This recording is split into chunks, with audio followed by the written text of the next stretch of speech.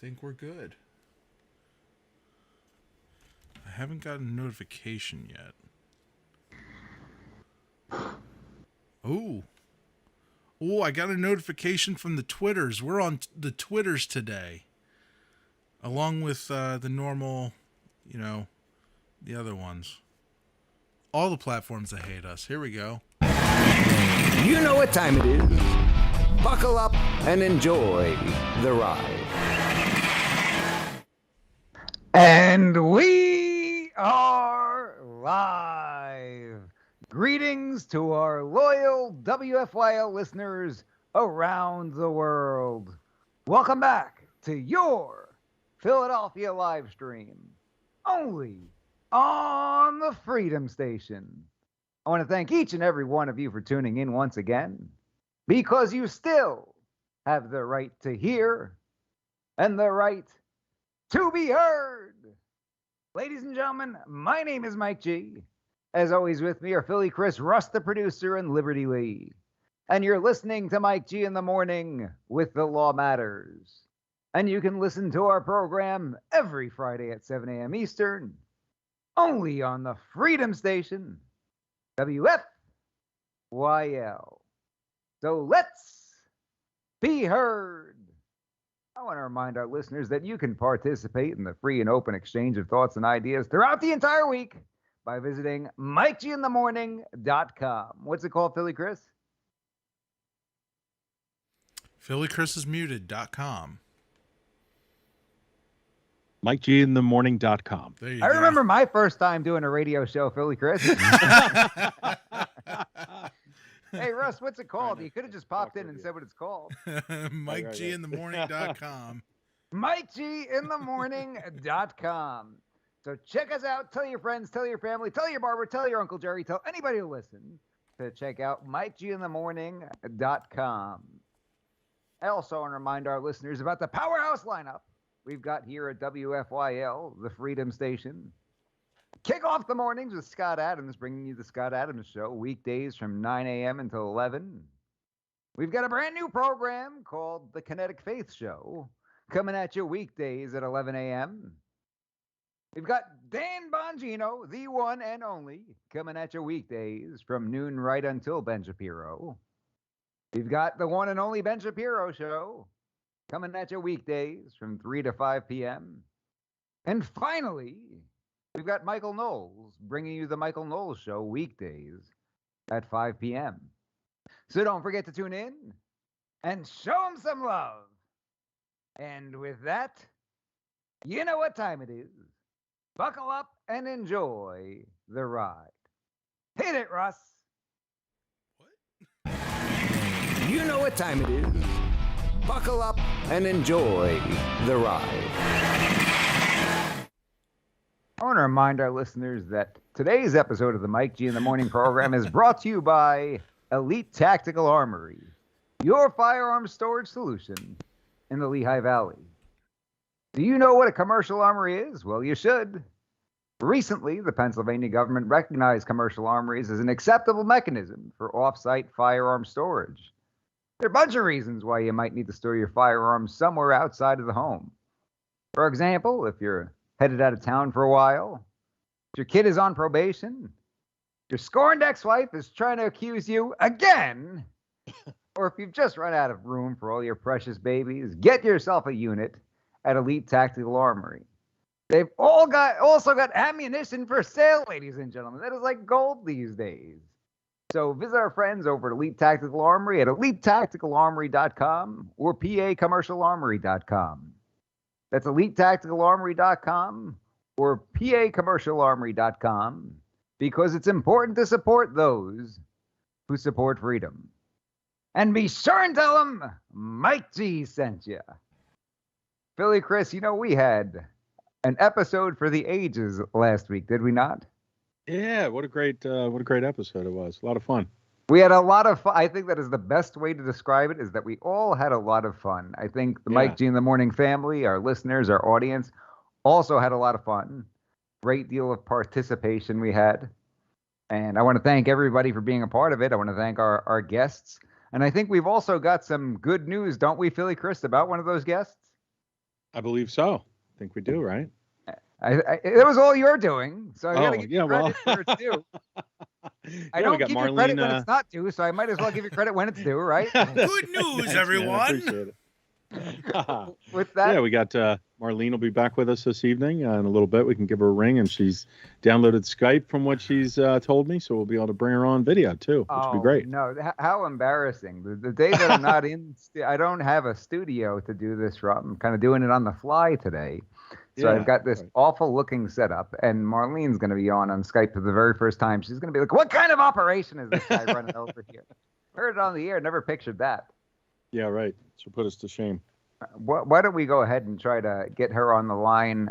But I really did enjoy last week's episode. I enjoy all of our episodes. Just getting the time to be here and spend time with not only those who are part of the show and the guests, but also the Mike G in the Morning family, everybody sending in their comments, asking their questions by way of the live feed. So thank you, everybody who participates. You're very much a part of the show and the reason why we do this show. So thank you very much for that. Yeah. I sent you her info. I texted it to you, Russ, just so you know, since she just set it up there. Goody. Yeah. That would be the dog. that would be a good thing to send the producer, right? The information to bring in the guests. I can't pull the names out of my butt. Well, you know, I'm not that talented. You send me a screenshot. Regardless, you said you're not that talented. Regardless of whether you can pull guest names out of your rear end, you're still not that talented, Russ. Thanks, Mike. Completely. You might want to work on that because then you'll have some real talent. Yeah. I will say this about Russ. There's a difference between talented and hardworking, right? He is. Yeah, it is talented. hardworking with you not guys. so much. There we have it, ladies and Oh gentlemen. my goodness! Not holding back tonight on Mike G in the morning. We've got a interesting topic that Marlene wants to discuss, from what I understand. Looking forward to hearing about this. You know, last week she came on and told us about all the good work that she's been doing over at the Hope Pregnancy Center. She was on this program very early on in our existence, in our infancy, so to speak. And it was good to have her back to catch us up on everything going on, still continuing to fight the good fight. This is pre-COVID that she was on initially, and I could only imagine the challenges that they had for the last year and a half or so. Chris, I understand you will be attending that banquet. Is that true? Yeah, that's right. Yeah, we should mention that to the listeners too, because I think we're going to do a live stream Wednesday instead of next Thursday. So 6 That's days. right. Very good But point. yeah, looking forward Thanks to for telling me, guys. joining. She extended the invite out to us. So I'm going to go represent the show and learn all about it. And hopefully I'll be able to share some great stuff when I get back, which I know I will. So it'll be cool. That's right. So we hope you can attend the banquet for Hope Pregnancy Center. But join us for a live stream next week on Wednesday rather than Thursday. And I can bring a date too if you're free, Russ. You can be my +1 if you want. I don't think he's responding for a reason. Were you supposed to send me a Skype account instead of a phone number? I'm looking at this I think and I'm the like, username. Oh, yeah. What? The username, is that what you needed from her? Isn't that how you usually do it? Yeah, it's a screen name for you old internet people. Oh, okay. I believe she put it right under her name there, which appears in the top of that screenshot. But let me send you her contact information if that helps at all. You just sent me my... For goodness sake, Chris, learn to computer, would you? Listen, man, I'm a couple hundred years old at this point, brother. I believe you. Hey, let's look at what Randy's saying. I listened to the entire show again on Friday. He will not be listening to this episode twice. I can tell you that much. And why not? What if he has nothing better to do? If you two bickering like a bunch of old ladies. Oh no, he's the old any lady. indication is the way the rest of this program is going to go. Nobody will be listening to it once, let alone twice. But thank you, Randy. Foreshadowing there. I listened to it over again myself a couple of times. Love to hear what the guests had to say. Excellent guests, excellent Mike also program. loves to hear himself talk. Who does? You both do. Well, you guess we wouldn't be on the radio otherwise, right? I don't particularly like to hear myself talk. I do like to hear myself talk more than I like to hear you talk, though, Russ. Oh, okay. I like it when you guys send me the proper information. Trying to make your job as difficult as possible. I know. I sent your contact too. I just texted that over in case you need that. So This is now a you should have it phone all, Russ. number. Good deal. So Chris, what have else you- is going on? Have you for ever used future the internet, reference. Chris? Have you ever used? Not really. I try to avoid it these days, you know. Ah, you sent me a phone number. Yeah, isn't that what you just asked for? No. Is that what you just asked for, Mike? Oh my. Well, her God. name. All right, what specifically do you require right now, Russ? How can Mike and I help you? It's called a screen name. It's a thing Well, that's that you use to find people on the internet, because people on the internet don't give out their phone number. They give out, like, I don't know. What is this? I think the Does listeners Russ can ever get confirm that I just told you laryngitis? she used her real name for her screen name, and it's in the screenshot that I sent you and Liberty and Mike G from Mike G in the Morning. Oh, okay. Which, if anybody's listening for the first time, this is not the Mike G in the Morning program. This is the not. This the is the Mike G Michael in the Morning. Knowles show. Coming at you weekdays. That's right. Tune in next Wednesday Does Russ for ever Mike get G. laryngitis? Yeah, tune Yeah. in every day to hear us do this. You need to be able to control Russ's mic somehow too. You need like a special button for that. I one. do. A mute button. Yeah, right. I need a exactly. special button that kicks you I think right I in might the be ear. able to. I actually can do that. I just did it. I'm gonna take advantage of my technological Oh, skills. look at you! Guys, You just figured that out. That's guys. nice. Get Russ on mute. I don't think I can kick him out of the call though, because that might take us off the air. Yeah, He's the one doing everything. You So guys we are can just so keep him on tech mute for a little illiterate. while. yeah. Just mute him out and have him do everything behind the scenes. It's nice Yeah. and quiet. You guys now. are I like so how quiet tech it is. illiterate. EG is wondering if Russ ever gets laryngitis. What do you think, Philly Chris? Does Russ Either ever work. get laryngitis? I haven't seen it happen yet, unfortunately, but we'll have to work on that. If you have any tips to give him laryngitis, just let us know. Right, right. He does have a beautiful radio voice, though. Oh my God. Rita Sullivan says, "Hi guys, Rita. Thank you so much for joining us. Thank you for being a part of the program. Thanks for joining us last week as well. Did see you making comments? So we've got the crew here. The gang's all here. Yeah. Shout out to Rita. Marlene Downing from the Hope Pregnancy Center. It'd be great to have her. She's got an interesting announcement that she's going to be making today. It's not something that relates to what she discussed last week as a part of her work at the Hope Pregnancy Center, which is obviously all very important work. This is something that's a little bit different, attacking things from a different angle. And I thought it was very interesting when she mentioned it. So bring her back on the program this week. Why not let our listeners hear what she's got going on? Because this is something that I don't hear a whole lot of people talking about. Yeah, and by the time Russ gets her on, she'll be on next week. So tune in next Wednesday. And DG says, "Kiss Kamala, Russ. That should do it." Gonna give you No. laryngitis. Now we're talking. No, that'll make my Among other things. that'll right? make my Laryngitis among face other things. pucker Is that in so contagious, hard. laryngitis, or is that just from overuse? You know, I am not an expert on laryngitis. Maybe we can Yeah. get a laryngitis expert on the program to Did talk you about guys that. actually Maybe mute me? I'll use the internet here real quick, and we'll figure that out. Did you guys try to mute me? I'm the one with the board. Well, I still have the ability to mute you. It looks like we've got Marlene only on Downing your with end. us. Marlene, are you with us? Yes, I am. Joining us by way of telephone, we've got Marlene Downing from the Hope Pregnancy Center. 2 weeks in a row, Marlene.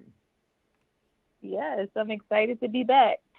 This is amazing. This is Welcome amazing. back. Thank you so much for joining us. Welcome back. We got a ton of positive feedback from the Mike G in the Morning family and the Awesome. WFYL Freedom Station listeners about your interview last week. They're very glad to hear an update as to what's going on over there. So we appreciate you coming back and joining the program. Well, thank you for having me. I appreciate it. We definitely do need the support for our Purity Conference that's coming up, as well as the banquet as well. So I just appreciate all of your support and your excitement about this. Of course, of course. Now, I want to talk first about the banquet a little bit. I understand that Philly Chris will be attending. Are you guys sure you want to let him in? We're excited. I have his table. I have where he's going to be seated. I have the perfect people that are going to be around him. So he's in good hands. He's going to Isn't be it? with some great folks. Off in the She corner actually somewhere. showed me your seat is in a broom closet, Philly. That's Chris. right. I promise not to come out until it's over. Yeah. I just you missed it, Marlene, but I invited Russ as my +1. We'll see if he can make it. Yeah. Oh, Russ is coming too. Okay. We'll so then see. I don't know. He interview. hasn't acknowledged. I think he's afraid to come with me. Okay. We'll see. Well, I keep muting him, so that's why he hasn't Yeah, responded so far. But Marlene, You're funny. we're expecting big things from this banquet, aren't we? Absolutely. It's going to be really great. The speaker is Jennifer O'Neill. She used to be a CoverGirl model. Way back in the day, I'm not really sure of the year that she was a CoverGirl model, but she did about 37 featured films. So she's kind of a big deal. And now she's using her voice for life and just going around speaking and just doing amazing things. So I'm excited to see her for myself for the first time. And she's a friend of one of our board members. So she's totally excited to meet with her again. That is great. You said she's kind of a big deal. I can't hear that phrase without hearing it in the voice of Ron Burgundy anymore after seeing that film, Anchorman. That's right. People know her. She owns many leather-bound books, and her apartment smells of rich mahogany, right? Awesome. Exactly. Well, that's going to be fantastic. Are tickets still available for our listeners who might be interested in attending? Actually, we closed registration on Tuesday. So, no, they're not still available, but we will have it available by YouTube. We're going to post it on YouTube after the event. So they'll be That's able great. to watch. So everybody should check it out on YouTube for sure. Obviously, it's a smash hit success if you've had to close registration at this point. I'm thankful for everybody who did sign up, and congratulations for being able to attend if you were able to secure your tickets in time. But if you aren't able to attend because registration is closed, check it out on YouTube, and also go to the website and contribute to the cause. That's the most important thing. We need to keep this thing going. Could you remind us of the website one more time, Marlene? Absolutely. It's www.multiplyhope.life. And on there, you'll just see some great videos of basically exactly what the Hope Center is about. There's a video on there that just tells you from soup to nuts what we do. And you're able to donate on that page. So feel free to just explore. Go ahead and do it. All of our listeners need to get on there. That's a big and deal. Donate. So, Marlene, I want to transition a little bit. You mentioned this at the very beginning, and before you came on, Philly, Chris, and I were having a discussion about this separate venture that you're going to be talking about with us this evening. And it's really not along the same lines as what you discussed last week of all the great things that you do at the Hope Pregnancy Center, as far as expectant mothers and everything that you're doing to help preserve life and things of that nature, which is obviously all very important work. But there's sort of this different angle that people fail to even recognize very often. And that's what you're going for with this conference. Isn't that so? Why don't you tell us a little bit about this conference? Absolutely. So I'll kind of just bring it back to the beginning. When I first started Hope, I started in 2017, just with, I used to work for Bank of America. I never had any experience in working with pregnancy centers. I just didn't know much about it, but I just knew that I have a story, and I did. I'm very professional, and my pastor just pointed me out and said, why don't you interview for the position? And I live in Delaware. I live 45 minutes away from here. I'm actually in the center right now. So 7 minutes away from the job that I was working at for 10 years, which was Bank of America. And when he said that, I kind of laughed because I'm just like, I don't think that that it would make sense for me to drive all the way to Philly when I'm working, 7 minutes away, and I can just get up and roll out of my bed. And God just placed it on my heart to be here. And he gave me confirmation because I asked him for confirmation. And when I came here, I had really,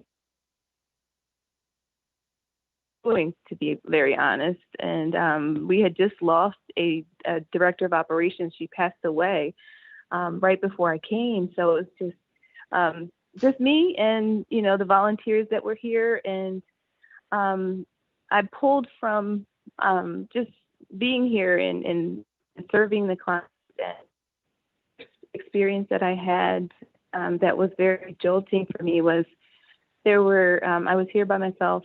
At the end of the day, there were 3 teens that came in, and 2 of the teens looked like they were about 14 years old. So I was like really bracing myself to kind of hear why they came through the door.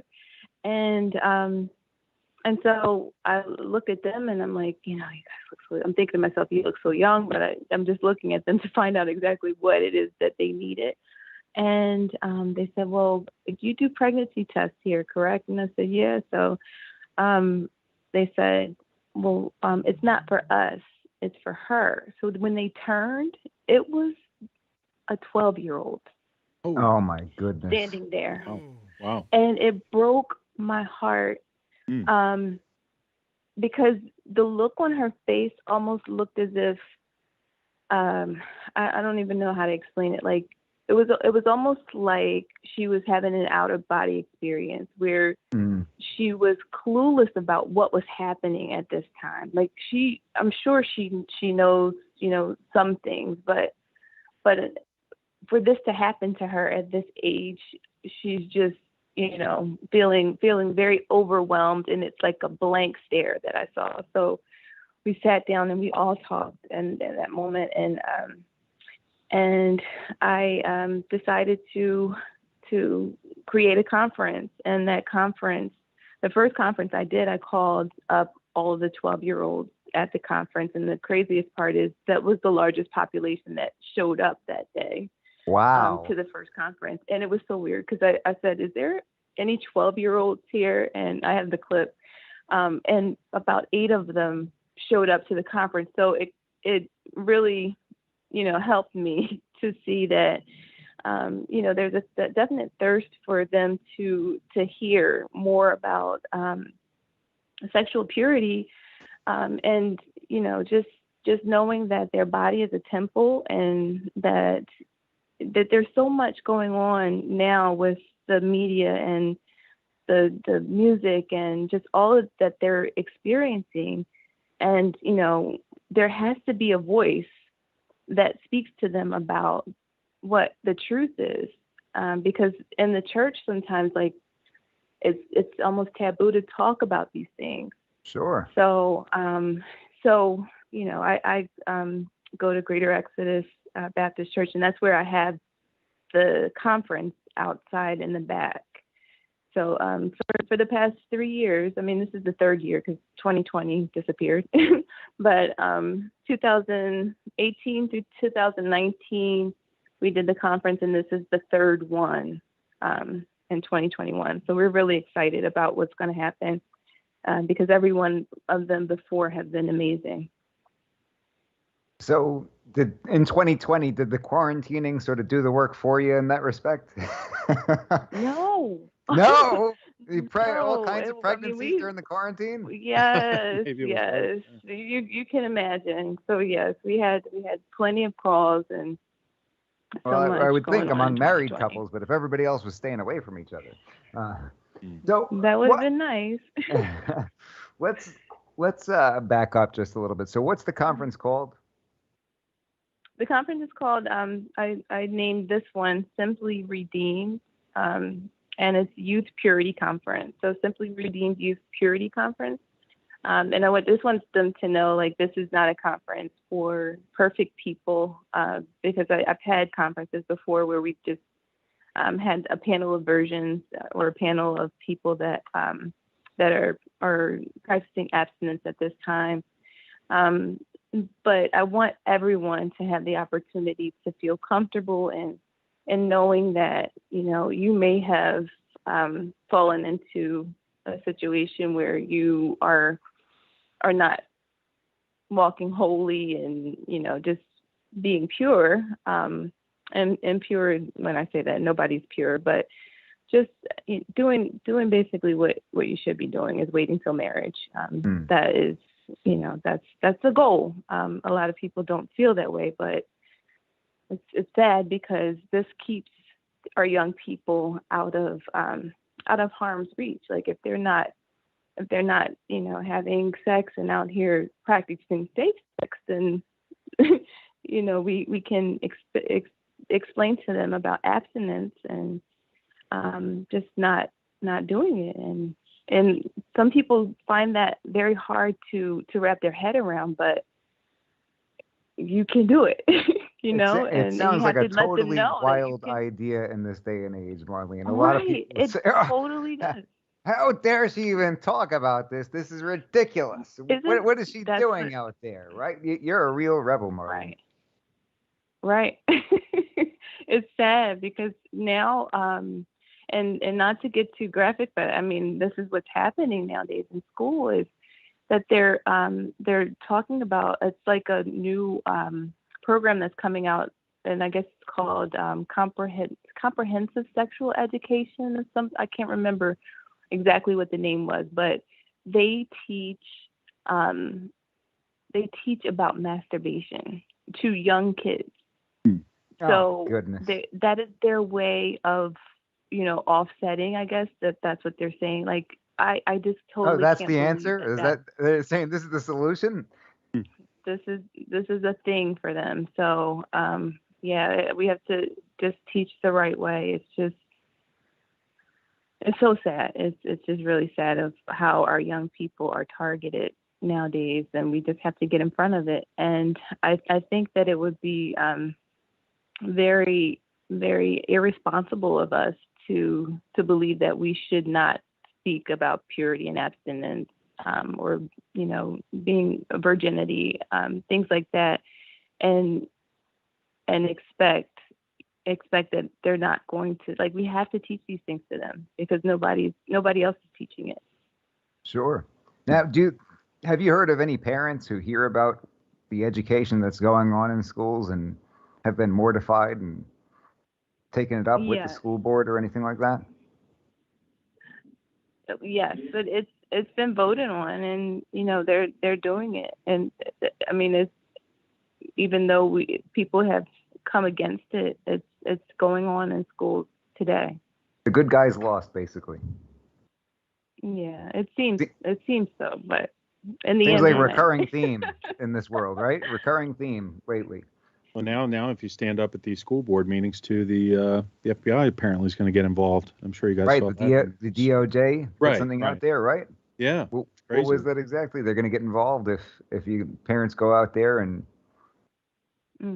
complain about what their children are being taught in school. Yeah, apparently that's not the role of the parent. That's the role of the government now. So crazy what's going on. Unfortunately, we still have we have to be present. Like, we in the PTA meetings and all of those meetings, it's important. But even if things aren't changing right away, just being that voice and being present is very important. Right. That's an excellent point. No matter what they say, continue to be involved. And they want us to give up, don't they? That's what they want. They want us to just stop and roll over and for them to get their way. We can't let that happen, can we, Marlene?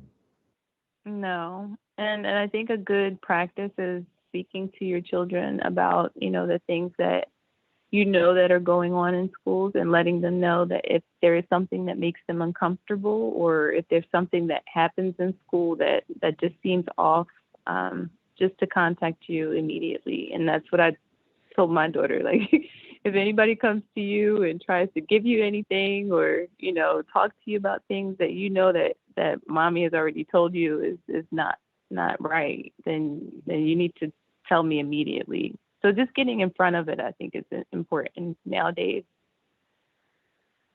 Absolutely. Yeah, so for sure. Have you received any feedback doing these conferences? You said done them 3 times already. So has anybody come out there and given you feedback? I'm sure that you've got a ton of positive feedback. Has anybody given you any sort of pushback? Because it seems like such a foreign idea, and people would make comments that either you're wasting your time or that this isn't the answer or anything like that. It's a foregone conclusion that children are going to do what they want to do. Have you heard any of this sort of stuff? And that is true, that they will do what they want to do. But when you let them know the right way, somehow they come back to it.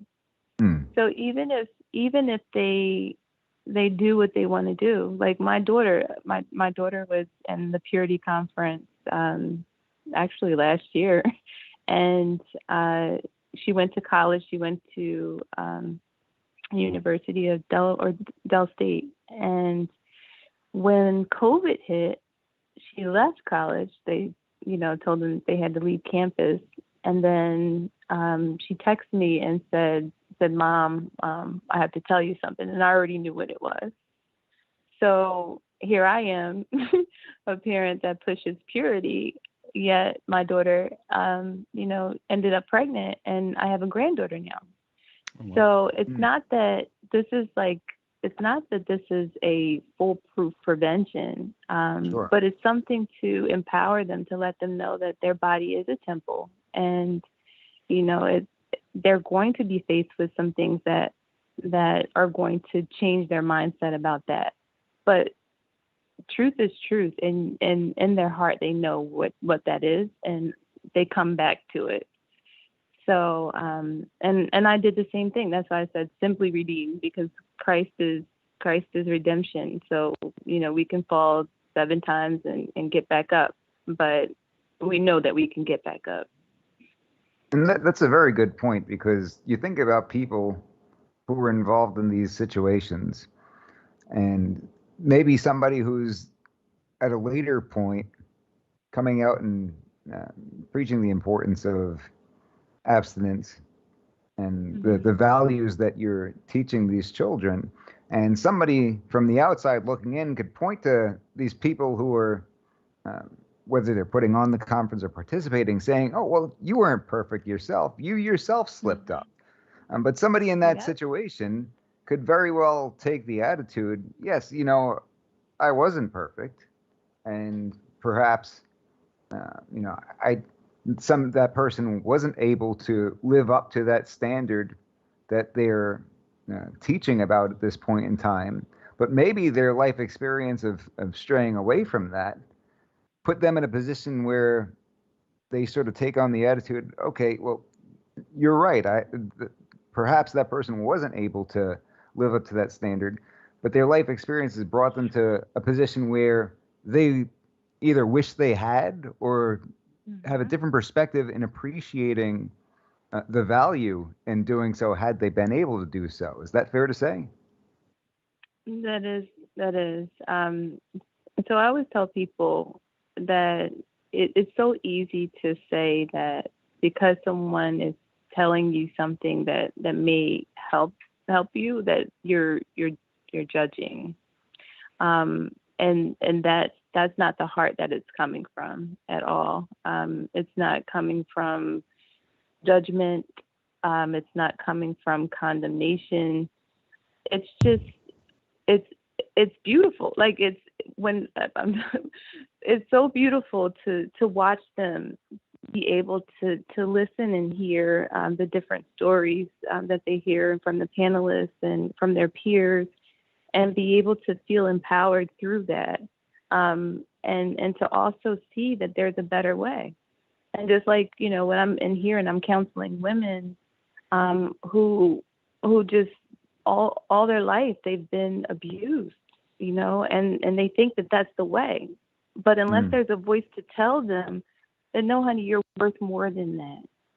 Like you are so beautifully and wonderfully made. What's wrong with letting them know that? And that's what this is about. Like letting them know that there is a better way than giving yourself to someone who you're not married to. He has not made a commitment to you. And it's not about religion. It's for me, it's my relationship with that has brought me to an understanding of my worth. And so I'm just trying to offer that to other people. Do you think that peer pressure and perception among uh, those around kid growing up plays a role in this? Because it would seem that particularly if you're around, teenage guys, athletes and everything Mhm. like that, to do something like this and take this kind of a stand is really considered uncool, isn't it? Yes, it's uncool until it's cool. I So say, so so if you're there's making it a cool. yeah, so if there's enough people that say, hey, like this feels good. It feels good. I feel good in knowing that I'm not, attached to someone in this way. Um, and they start being voices because our young people, they want to be voices. But the question is, like, who are they being a voice for?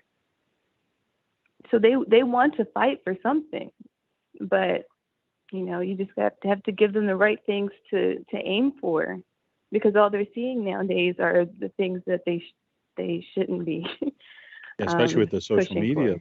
Oh, platforms. that's another Yeah. thing, right? You'd Yeah, imagine that young females growing up in social media right. and wanting to be accepted and everything like that, that could be Hmm. an issue, is it? And things are so It's much totally more. their shoe. I mean, in my opinion, I'm a couple hundred years old now, but compared to when I was younger, everything is so sexualized now, even more It is. than it used to be It's with a these culture. platforms. Yeah, yeah. Big cultural shift. Yeah. It's a Jeremy culture. Miller says on the comments, there are so many things we teach our kids that were mistakes we've made. I don't understand Hmm. how people can think you can't teach kids abstinence if you didn't practice it when you were young. Hmm. I think that's a fair point, don't you, Yeah. Marlene? Oh, that you can't teach abstinence if you didn't practice it. You Well, he can. no, you he's saying can I you don't understand how people can think that you can't teach it if you didn't practice it. He's saying that's ridiculous because a lot of Oh, the okay. way we teach our children is we learn from mistakes and don't want them to make those same Right. mistakes that we did, right? Right. Right. And then you understand, like, what happened behind. A lot of our young people have been, sexually abused when they were Mm, younger. Um, and that was something that I went through. So that mm. changed my perspective on everything. Right. So when you recognize that's where it started, and then you can identify that in them, then they can begin to be free. It's just it's an amazing, like, these conferences are so amazing. It's not a sad, like, it doesn't feel heavy, like it just feels good, What do you if what do you that makes find sense. what do you find, Marlene, that resonates with the youth of today the most? What things have been most successful in getting The through to trans them with this message? the transparency, Okay. because Mm. nobody wants to hear from someone that says that they did everything right, because they want to be able to identify with you. Hmm. And if you say that you did everything right, then there's no way that they can identify with that, because they're not. So So what you happens have if to be somebody did truthful something enough. right? Do they have to go up there and be like, "Oh yeah, I did some pretty serious things in my No. day." we right. I kind of We picture have like Michael Scott in The Office when he had to show up as prison Mike and pretend that he went to jail. Right. yeah. I can't speak to that, because I feel like I did everything wrong. But Oh, um but oh, there we have I'm not we have saying that I people did anything who right. I who don't are don't mistake that for virgins. me claiming that I did everything right all along the way or anything like that, Marlene. That's not what I was getting at. It's just hypothetically speaking. Right. Yeah. Well, we're human. Right. But We're humans. So. yeah, we're definitely humans. Except for Russ. But it's so much, like, I mean, it's the statistics out here are just devastating. And they don't have. I went to a school one time, because there was a young lady that wanted me to help her with her school project, and she did it on teen pregnancy. And I was able to go in and talk to these young people, and I got the statistics for teen pregnancy and HIV and like all of the different STDs. And, it was just something I had created like a little, it wasn't a game, but I created like a little activity for them to stand up in front of the class and have 10 people, because within that 10 people, there's one of those things. And, I told them to put their hands behind their back, and they don't have to share with anybody what it was that they had. But, the ones that were pregnant, I made them stay. But the other ones that had the STDs, I just, it was just a mental note that this can happen, and it's by chance. It's not something that you think that it can't happen to you. It can happen. So, I said one out of every or 3 out of every 10 sexually active teens end up pregnant. And I said, who up here is pregnant? Because there were at least 2. There were 3. So I don't know. I'm not even thinking right now. Is it 2 or 3? 3. But anyway, so they were trying to give me the paperback about being pregnant. Like, I don't want to be pregnant. Oh, no. And I'm like, well, you can't give it back. But some people do. But I was letting them know that this is how serious it is. So they got a kick. Like, they were really talking about this long after I left. It says, the teen that had her senior project, but these are the things that you have to do with our young people just to keep them focused, because a lot of them are out here just living life, and because they see on television and because they hear in the songs and the rap songs and the different songs, there's just so many different platforms out here that just all they talk about is drugs and sex, and this is not the way. And why is it not okay to talk about the fact that it's not the way? Nobody's condemning. We're just trying to help you. Like my cousin was gay, and I loved, I love my cousin. Like we were best friends almost. And growing up, and I watched how this lifestyle changed him, and eventually took his life. And it's not that if I see a person that's gay, it's not that I'm going to say that, oh, you're going to hell. Like that's not how I feel. That's between you and God. But I remember my cousin and what he went through with his relationships. It was just not it wasn't good for him. So, that's a sensitive topic, but if you look at things in that light, like, when do we step in? When do we step in and love people enough to tell them the truth? Or do we just sit back and just allow things to happen? Like even with drugs, we just allow people to destroy themselves and pretend like they're not doing it? Or do we step in and say, hey, like, this is not the way. Like it's not, and I'm not judging you because I'm telling you that it's not the way. That's what a lot of people will say. They'll say that you're judging them, and you're hateful for doing so. I saw a video recently. It was a skit, but it was a blind man, and he was about to walk off a cliff, and one guy was like, dude, you're gonna walk off the cliff, and the other guy was like, oh no, leave him alone, don't judge him, he's got to figure it out for himself, and you don't want to be offensive, you're being offensive right now. It was a good illustration for too many things are offensive now. I do want to ask this though, Marlene, that a very interesting activity you brought up there. How much of an eye-opening experience was that for these kids, aside from just the ones who said they didn't want to be pregnant at the end of the exercise? Oh yeah, it was totally eye-opening for them. Totally. They like I said, they could not stop talking about it. But you have, like I said, you have to make it real for them, or else they'll, it's just like carefree, and they don't think about it. And even in the center, one of the questions that we ask is, what have you used protection, or have you used a condom, and you would be so surprised how many people just say no, like we never did or we never tried. And do you know what's out here? Do you have any idea? And I'm sure they know, because I'm sure they had to have come in contact with something, because everybody is. It's just, I don't know. I just pray for. But that's the our public young school people all approach the is time. saying that we're going to teach these kids all this stuff and that'll fix it, right? That's our best bet. Clearly, it's not the best bet because they're not No, learning, it's right? not.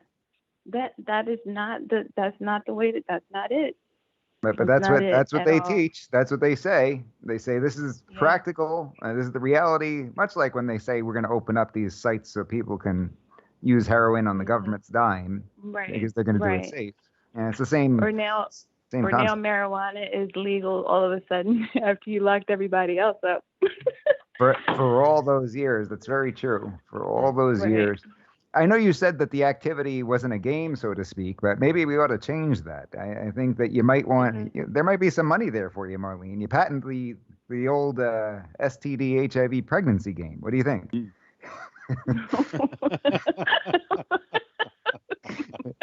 I think it's a bestseller. I think I need to contact the Parker Learn a lot Brothers. if you lose that game. Who makes you all can the learn board quite a games? bit. Parker Brothers. Oh gosh. You might be on I don't know. I would probably name it something different, Mike. I think it's catchy. You could even- you have Monopoly, you got Life, and you got the pregnancy HIV STD game. Yeah, Right, it'll just right. be one of those Gonna things get where us. you spin a wheel. What's that, Russ? Russ be is an one of expert those- on this topic. It'll be one of those things where you spin a wheel. You could even have a song that goes with it. Which one of the girls is pregnant today? Which one of You've thought Oh about my this God. before. Yeah. This is Put not some the effort first into this, time. Russ. Russ came prepared. You need a song. He's got a song and all. Oh, It's serious boy. stuff. It's serious stuff. I almost have to serious. joke It's around about it serious. sometimes, though, because it Yeah. is. You were saying that your conferences aren't heavy. I don't know how that's the case, because as a whole, it's an uncomfortable topic to begin with, and then when you start to get Yeah. more specific, you were saying that you've got children and young adults who come in there who have been victims of sexual abuse. I mean, Yeah, it doesn't get yeah. much. It doesn't get more heavy than that, from my perspective. You're correct, but I'm like Jesus. I'm Jesus Junior here. Like I love Jesus, but when and I have to, like, I say that because I'll quote scripture. His yoke is easy and his burden is light. So like I get, like, when you said that, that's what came to mind. That's the reason why I feel like it's not heavy, because nobody is like, so uncomfortable that it's too uncomfortable to bear, type thing. Like they're being freed. They're being freed. Yeah. Yeah. They're receiving freedom through that. So It's necessary. freedom's not heavy. Freedom is free, being free. So that's what it is. Like, Do you think maybe it's getting to that point that's more heavy than anything else, because people are afraid to even go there? It's uncomfortable thinking about is. doing it, right? But maybe once you've done it, like you have, that you realize, hey, this isn't as bad as I thought. It's the craziest thing, I think, is the fact that the kids will come if their parents take them, and the parents won't take them because the parents feel like they don't want to put them in a situation where they feel like they're being condemned. And it's not like that at all. And they don't even know that if they were to take the step to bring their child, then they might be saving their child from something. That's true. Sometimes you got to do what you got to do, right? Nobody said it was easy. Nobody said it was going to be comfortable.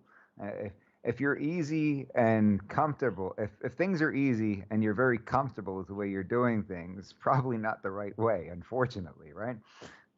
Right. So we got a couple of comments here for you. DG says, I go back to, if adults are not teaching others to value the unborn and human life, how can we teach the younger generations to value anything else, like chastity, modesty, or a baby in the womb? I have challenged pro-choice supporters to watch an abortion procedure, videos that are graphic, or a movie like Mm. Roe versus Wade, it is easier for them to ignore and deny the Yeah. truth. Yeah. They turn their heads. They Do you turn think their heads. do you think a lot of these people are ignorant and are just unaware of No. what's going on? And it's really willful ignorance, though, isn't it? It is willful ignorance. It's almost like, you know how in families sometimes you have secrets, and those secrets, like, you know, that secret is, you know, something that's major, but and you know what that secret is, but yet you pretend like it never happened because it's more comfortable to do that.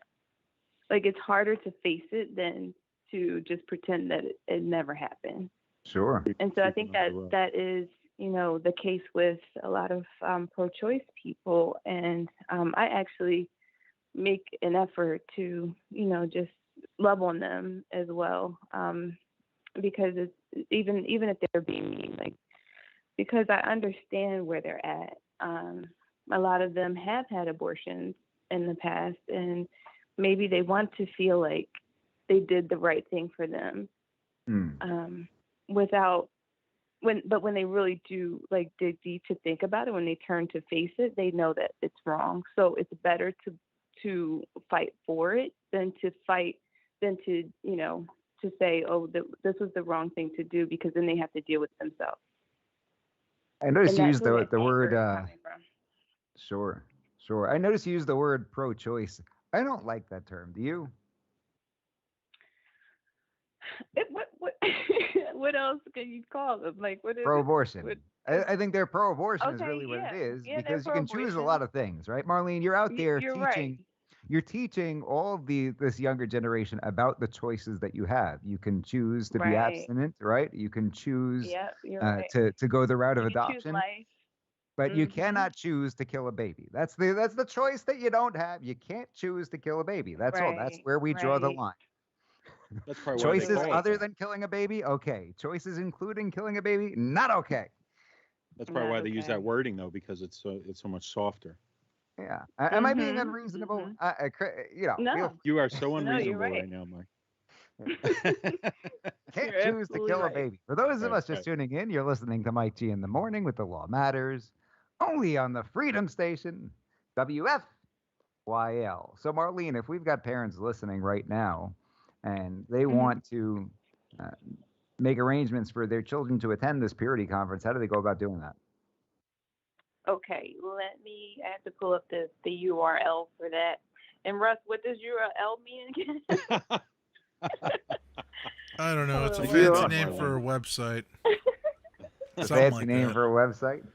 Yeah, it's like Universal Request Language or something. Marlene's Cool. officially one of the crew. She's cracking on Russ, right? That's right. That's right. Welcome to the family, Marlene. Yeah. All Have right. her So back on it next week too. is, gosh, how did it go from 1 second? I'm sorry. All What, right. So what's, Simply Redeemed Youth Conference .eventbrite.com. okay, we're gonna have to Simply post that Redeemed. link, I think. Yeah, post it. Yeah, we'll post that link. What's it called though? Simply Redeemed Youth Conference. Okay. I wonder if you type that in simply youth conference. I'm gonna punch this into Google, see if anything pulls up right away. Is it on Saturday, October 9th? Yes, it is. Fairmont and Ridge? Yes. We'll probably Okay. be under the tent out there because it's probably going to rain that day, but we'll be under the tent. It'll be fine. I just pulled it up. Is the publisher and host Marlene Downing? Is that correct? It is. It is. That's me. I think I've got the right one. Ladies and gentlemen.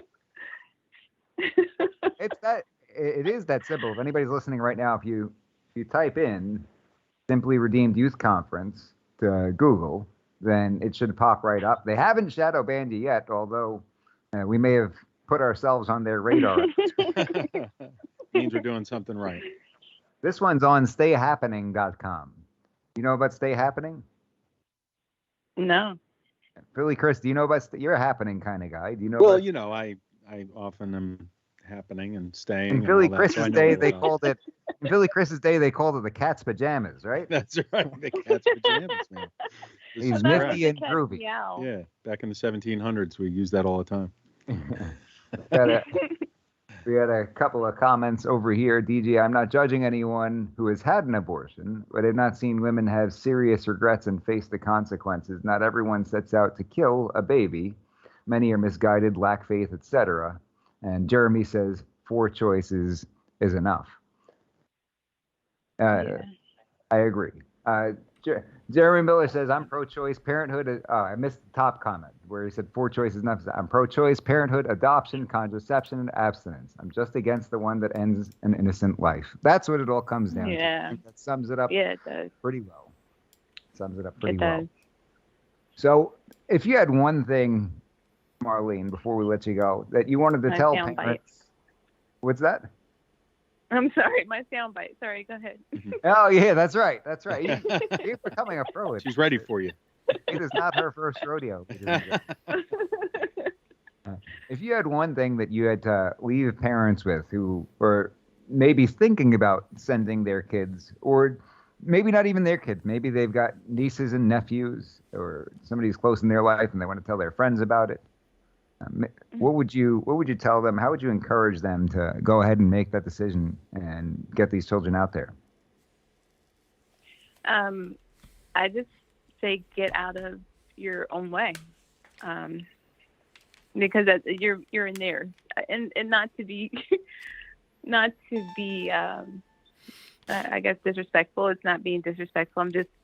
I'm just knowing, like, sometimes the mindsets of parents are just like, oh my gosh, are they ready? Do they know? Like, do I want them to know about this just yet? Well, trust me, if they have a cell phone, then they know about it. They probably know. And they know. So get them to a place where someone can tell them the truth, and that you can talk to them, because it's important. Like, the parents, if they're there, then any questions that they might have after, they can talk to them about that. Absolutely. But at least it opens up dialogue. It could be a life-changing decision. Go ahead and get your loved ones over to this event. Marlene, thank you so much for joining us. We're going to be looking forward to having you teach all these kids at this conference and help that next generation. We're looking forward to the banquet coming up next week that Philly Chris will be attending, and many other people who are fighting for life will be attending. And last but not least, most importantly, we're looking forward to you moving forward on getting a patent for the pregnancy STD HIV game. What do you think? No. I'm going to rename that and come back. We'll to you revisit it. about It's a working title. Coming to a We'll college play with campus it. near you. Okay. Thank you Well, so you much guys, for joining us thank once you so again. We much. look forward to having you back on the program again soon. Yeah, thanks, Marlene. All See you right. soon. Thank you. Bye. There you have it, Marlene Downing, Pregnancy Center Director, once again, 2 weeks in a row. Excellent stuff she's doing over there, doing all the hard work, right? Yeah, lots of hard work, I would imagine. Yeah, Tough not thing to easy do. stuff, right? You're No, not not at all. volunteering to No. teach that conference. Right, some serious stuff going on there. Yeah, that's a lot of responsibility, but we thank her. Somebody's got to do it, right? Yeah, heck yeah. Thank God she was put at the right place at the right time to take that stuff on. Looking forward to seeing footage from the banquet and hearing how that goes. For those of us who are just tuning in, we want to remind you that next week we will be broadcasting by live stream on Wednesday instead of Thursday. So join us on Wednesday. Of course, you can always listen on Thursday as usual. It will just have been pre-recorded by that point, and you can always listen on the air, 1180 Friday mornings, 7 a.m. Although you don't get the full 3 hours, right? You don't get the full show. Yeah. You listen on the air. We just give you a tiny taste on the air. That's all. Just a little sampling. Tiny taste over the airwaves. Philly Chris, why don't you take over just for a minute? It looks like one of our guests piped in on the chat over here, so we might work on getting him on here. Is that what we're going to do, Philly Chris? Yeah, we have Frank is going to be talking with us about cryptocurrency. A little update on Who's Frank? cryptocurrency. I put it in the doc, Russ. It's in the doc. So maybe we can get him to come on if you want to patch him in.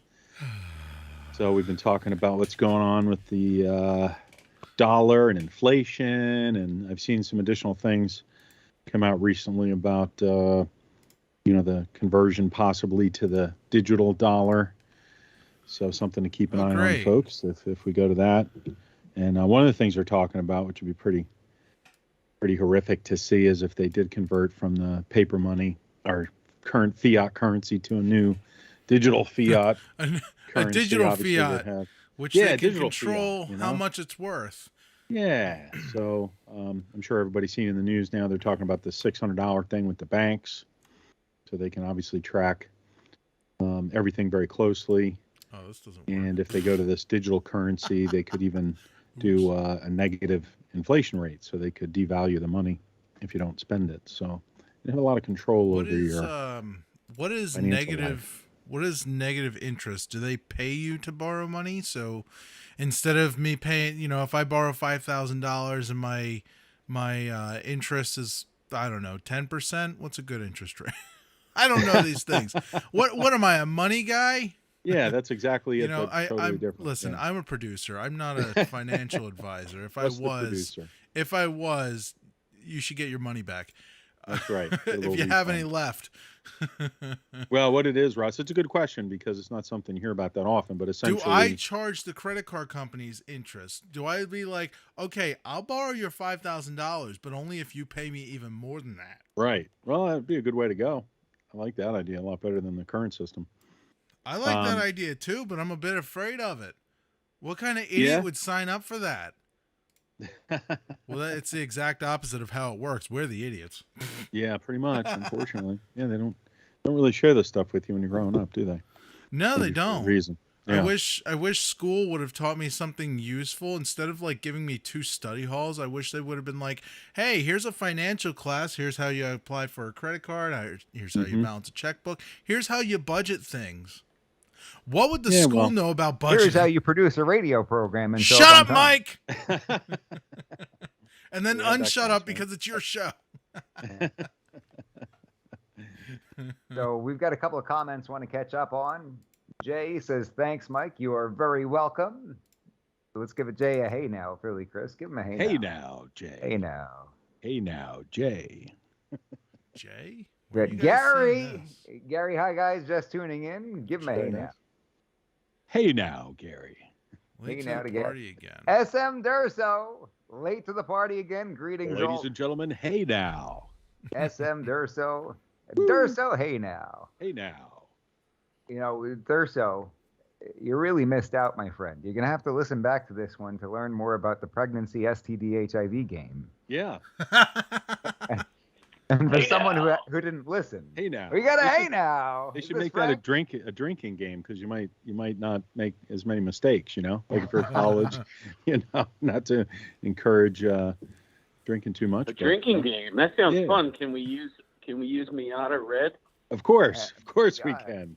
We can only use mustard wine. That's right. Can I invite my buddy Jack Daniels? He is not invited. Gotta watch out for those guys with 2 first names, right? He causes too many problems. Exactly. What about Captain Morgan? As I understand, you have got a YouTube channel of your own and dealing with cryptocurrency and following everything that's going on. Is that true? Well, for the last 9 months, I've been learning from scratch, absolutely knowing nothing. Can you hear me? Yeah. You're good. Yeah. Yep. Past 9 months. So you learned from scratch in the last 9 months. Yeah, so what are you? So I think a lot of people are learning from scratch within the last 9 months or a couple of years because this is something that's fairly new, right? It's not like it's been around for 100 years. Correct. So cryptocurrencies kind of started about 10 years ago. All right. Hello. We hear you. Yeah, we can hear you. Hello? Hello, is this on? Is this the radio show? I had your YouTube channel blasting in the background. Okay. Oh, it's a little bit of a If you delay. could turn the volume down in the background, sir. Yeah, that's Sir, right. please turn off the radio when you're on the air. You used to hear that all the time. So cryptocurrencies were kind of invented about 10 years ago, right? Maybe a little longer. And it was invented by this mysterious person named Satoshi Nakamoto. All right. AKA Russ. And It's like Kaiser Soze or something, right? AKA the Yeah, guy who kind of. invented Mario, right? And he created this thing called Bitcoin. Nobody knows who he is. All right. Wow. But he was certainly a mathematician. All right. And they figured out a way to make a digital coin that could be traded for something of value. So the coin itself would have some sort of value. And one of the first transactions that ever took place was somebody purchased a pizza using Bitcoin. I think they paid 200. They paid 200 Bitcoin to Papa John's. It's a Wow. good deal. It's a good Oh, deal. I wait, wish I would have made that. Isn't it Might like be like $10 $50-something million thousand now or dollars right now? Yeah, it'd be like 10 million, right? It's well times Bitcoin's at $54,000 a coin. So if you times 200, I mean you're talking millions of dollars. That's probably the most expensive pizza ever. It's an expensive pizza. That's right. I'd want a refund at this point. So We can only refund you the and amount believe me, of I'm the not a pizza. financial expert. I don't want anybody to like real. This is just kind of what I've gathered over the last. Oh, we're You know, just 9 talking months. about it. That's all. We're not telling Yeah. anybody that you should do this, or we're not even saying this is reliable. We're just having a conversation. Right. For all So, you know, in order Frank to- is some guy we found on the street corner, and he said he knew about something. And we brought him on the program. You can make What your you're own saying, decisions for yourself, and that's my legal. I know I'm not disrespecting you in any way. I know that you know what you're talking about. But what you're saying, Frank, is you have a money back guarantee, right? But 'Cause wait, nobody's really- there's So- more. What we're saying you is always you say, get Mike, what you nobody- pay for. Nobody's paying him anything, so you know. Nobody's saying. To kind of understand digital currency, you also have to understand what's called fiat currency. And fiat currency is the dollar. It's called the fiat system. And some might say that fiat system is a Ponzi scheme. It's a way to enslave people through debt because they just keep printing and printing and printing money. And they're using it for all different projects and this service and that service and this cause and that cause. And the politicians are stealing it left and right, supposedly. And so with anything where you have a supply that gets bigger as it grows older, the value of each individual dollar drops significantly. And that's what we call inflation. Sure. All right. So with digital currency like Bitcoin, it starts out with a set amount of coin and it never changes. All right. Is that They true? can burn coin. Is that true of all the cryptocurrencies or just Bitcoin? All the cryptocurrencies. So So they all have just a they set can amount, and burn- that's it. they have a set amount. Like when you go into an exchange is a place where you could buy and sell cryptos. You usually can have apps. I use several of them. You can look at the bio of the coin. It'll give you typically a description of what it is, what its purpose is, and it'll tell you, what the supply is outstanding, meaning, and it's not like stocks. They can't reverse split it. The companies can burn stock. They can, if you have 100 coins from such and such company, they can say, well, we want to reduce it down to 80, and they can burn them and they're gone forever. So anyhow, Bitcoin in a larger term is like if you imagine a fishing net around the entire Earth, and that's a system, all right? And so these other companies join the system. They latch onto it, and they're able to do financial transactions anywhere in the world, right? So somebody like, say, and I don't know if this is a company that uses the Bitcoin system because there's several systems out there, but say like Uber, for instance. Uber needs to be able to communicate with your phone and the driver and do a transaction, right? So part of that transaction, there's something that's called a gas fee. For any financial transaction, there's a gas fee, and that's a cost that goes to Bitcoin. That's how they kind of make their money, right? So if you have a $10 Uber ride, a certain percentage, could be a tiny bit, goes to them, if that makes sense. Yeah, they got to get their cut, right? Presumably, there's something that has to happen in order for this to be exchanged, so it's impossible for it to last for free. Is that a fair assessment? Yeah, I would say that's pretty fair. Now, you know, they're called, you know, in fiat world, our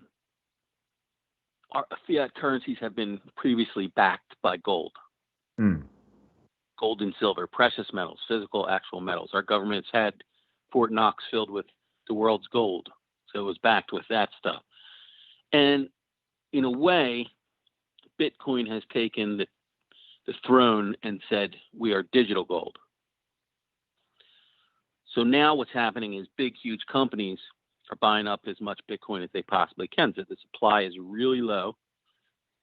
They're not making any more, and that's why the price is so high. So it's extremely valuable. Then I think a lot of people are concerned, and a lot of people are concerned that you have something that you're saying it is the backing essentially, but they say this isn't backed by anything, so it could all go away at 1 second. It's not something you can hold in your hand or anything like that. Do you hear people have those concerns? I do, and I could, with lots of confidence, say that digital currency is not going anywhere. It's only going to get bigger. Right now, we are at the beginning stages of the dollar is collapsing. It's collapsing all over the world. Soon, a dollar is not going to be worth nothing. I mean, just think last year you could buy milk for a certain price, and now this year you got to pay maybe $1 more to get milk. It's going to keep going higher. Sure. They keep printing it up. So there's other systems out there other than Bitcoin. There's like an Ethereum system that all these different companies attach onto. And there's another one which I think is I'm sorry? Well, Dogecoin. Litecoin, Dogecoin. Yeah. I mean, there's hundreds of coins that people can buy because there's hundreds of companies out there doing something to make this work. I was talking to you one time off the air, Frank, about this a little bit, and it was interesting. One of the things you were explaining about the transaction speed. Certain systems are a little faster with the way they can transact the number of transactions per day, for example, or per minute, right? Yeah, per second. Okay, per second. So yeah. My understanding of it is that Bitcoin can do approximately 5 transactions per second, like maybe 5 to 10. All right. And the Ethereum system can do like 15 to 25. And my numbers could be slightly off, but I'm just trying to give a really clear example. And then there's a third system that's just kind of coming up and becoming popular. People are starting to learn about it more. I've been learning about it as much as possible. They're calling it the third generation of systems, and it's called Cardano. All right. So Cardano can actually process something like 1,000 to 1 million transactions per second. Okay. So it's super fast.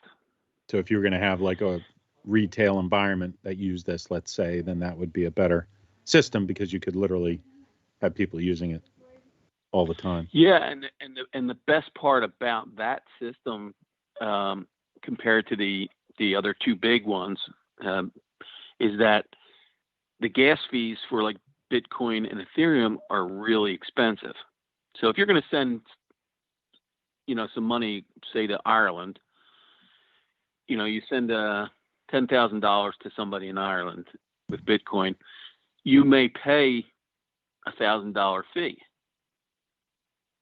And $1,000? Yeah. Can you hold on just 1 second? I think I have a visitor. Hold on. Yeah, sure. Sure. Probably somebody from Ireland. About Yeah, $1,000, right? Right. All right. Hold on. Sorry about that. Yeah. Okay. Was it We for have a Girl couple Scout of- cookies? We got a couple of comments over here. Frank, Jeremy says, I heard that since all Bitcoin transactions have a built-in verification system, that verification system can be used to trace every Bitcoin transaction by the government. Is there any truth to that? Are you aware? Correct. It actually can be traced by everybody. I forget what I'm forgetting the name of the term. Like the ledger. The ledger. The ledger. The ledger is public record. Okay. So But would that have somebody's real name on it? I'm not sure, but I'll give you an example. There, you can look this up or Google this or something. There was recently a Bitcoin wallet that was opened. It had been dormant for like the last 9 years. Nobody's touched it. Nobody's moved it. Nobody looked at it. Right. So 9 years ago, somebody purchased 616 Bitcoin. Cost them about $8,000. Today, the value of that is $23 million. Wow. I'm so glad I found So, it. yeah, don't return it. Right. I didn't say that out loud, did I? Yeah. So, and the article about that story was saying something to the effect of like, they don't know who it belongs to yet, but they're going to wait to see what transactions take place and how it's used, and maybe they can figure out who's handling it. So Is it if you're because a the criminal government going wants to their jail, piece? They want their taxes on those gains? well, you're supposed to pay tax. The government's going to want taxes. So, and quite frankly, who do we pay taxes to? The IRS? Are they actually our government? I don't think so. But they act like they are. But they're just really a private company for the central banks, the reserve, right? That's so the central banks, the Federal Reserve Bank is just a private company that we've all been tricked to believe is, our government arm, but they're not. They're just a bank, and they keep lending our stupid politicians money after money after money after money. And we believed that these pieces of paper and crap metals were actually of value. In 1964, they took all the silver out of our coins. So all we've been carrying in our pockets is junk coins. Mhm. Yeah, and then they took the dollar off the gold standard. So another example of what you're talking about.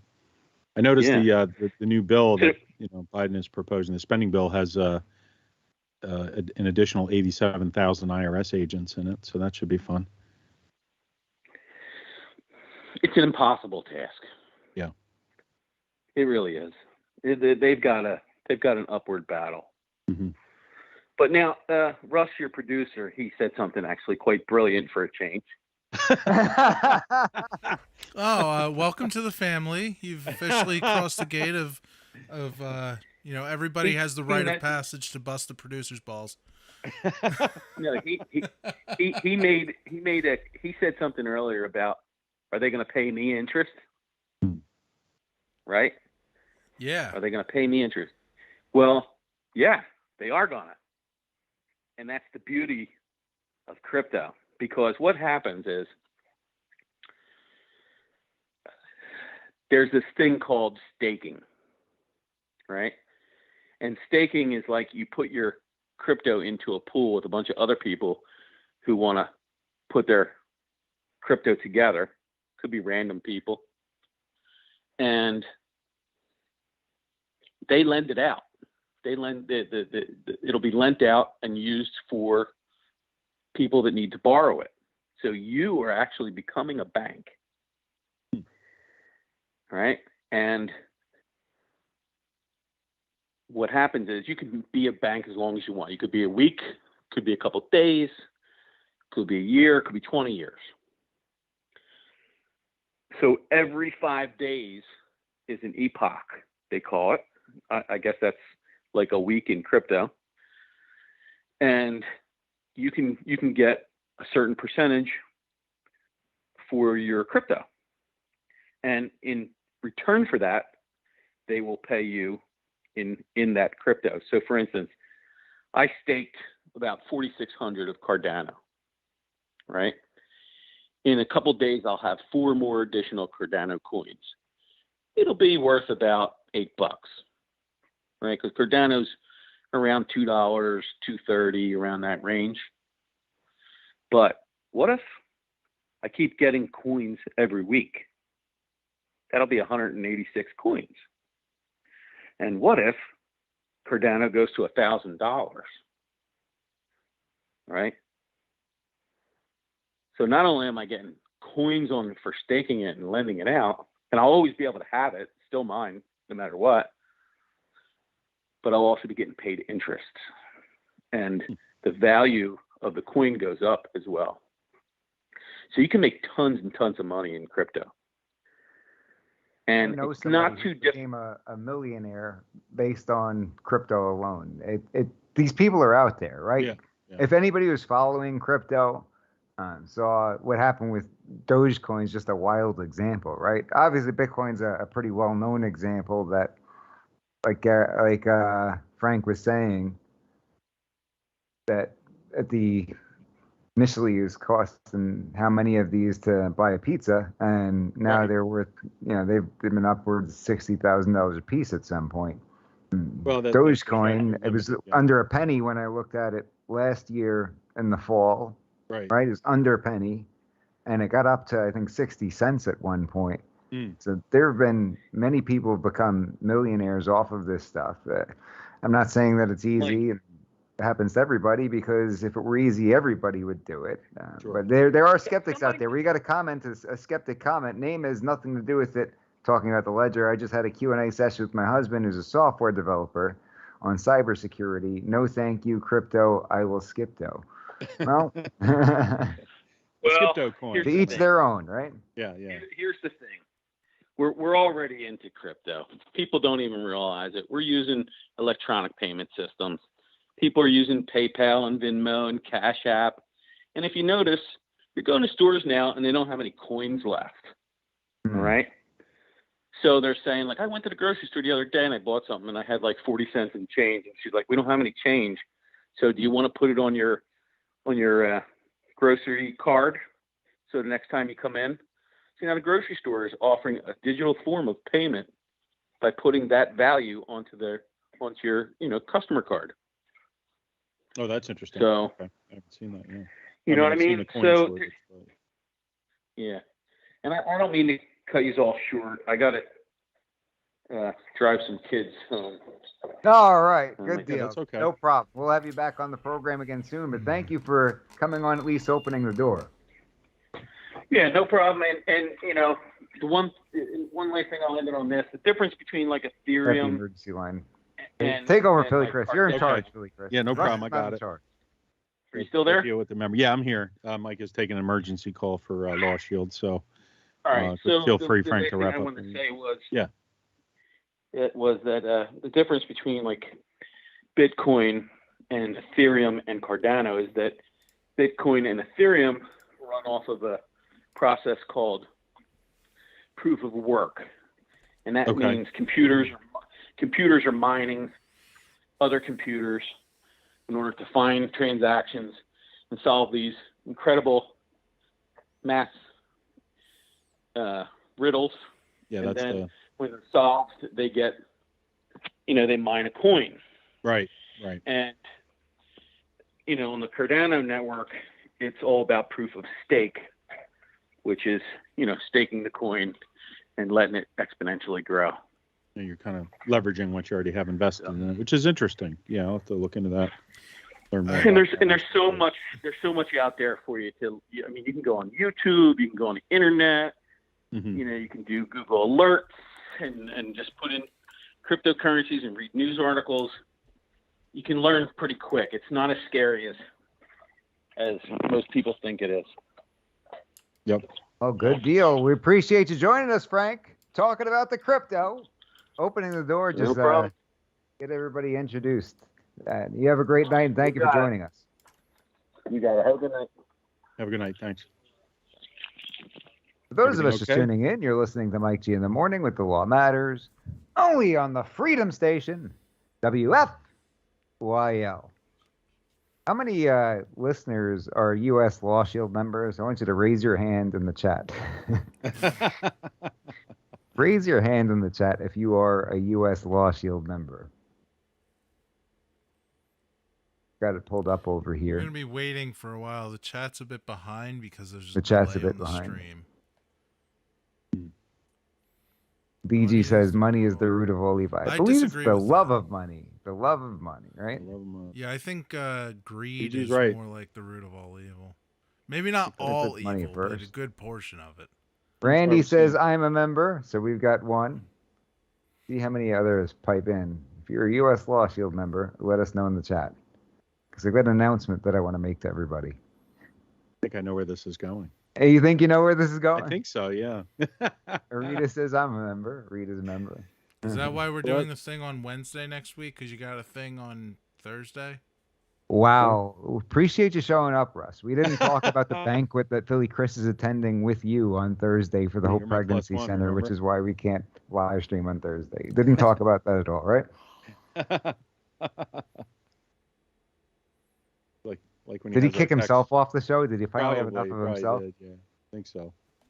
He crawled into a cave. He probably muted himself. He's probably yelling at us right now. Rita's a member. Raise your hand if you're a U.S. Law Shield member. Do it by way of the chat. Well, Randy says my nobody's wife is also a member. My wife nobody's is also raised a their member from hand so Randy. far. I've seen some people comment throughout the program so far who I know are members. Yeah. Scroll back up. Durso is a member. I believe Jeremy's a member. Not a member. Good time to consider it. Jay's a member. Jay's a member. Not like violent crime is through the roof or anything across the country. So Here's my announcement Violent for us crime US doesn't Law exist Shield anymore. members. So that's right. we have had incidents on this program. Philly Chris, we were in the studio one time when we had an emergency, had to leave. Remember that? Yeah, I do We're remember. down to yeah. Philadelphia, legitimate Yeah. emergency, legitimate shooting, totally legitimate emergency. Had to walk off the air, basically. Mhm. That's right. Had a couple of other situations where I've received emergency line calls in the middle of the program and had to step off the air. Mhm. All but one were not emergencies. Brilliant. It happens in court all the time. I'll be in court for a very serious matter, and the emergency line will be ringing. I'll have to step out of court. Durso piped in. I am a member. And I get the emergency line.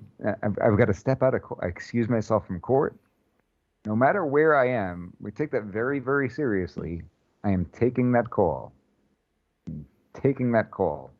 Even if it's a butt dial. And 99% of the time, it's somebody saying, "Oh, I was looking for the non-emergency number." Mm. Ladies and Oops. gentlemen.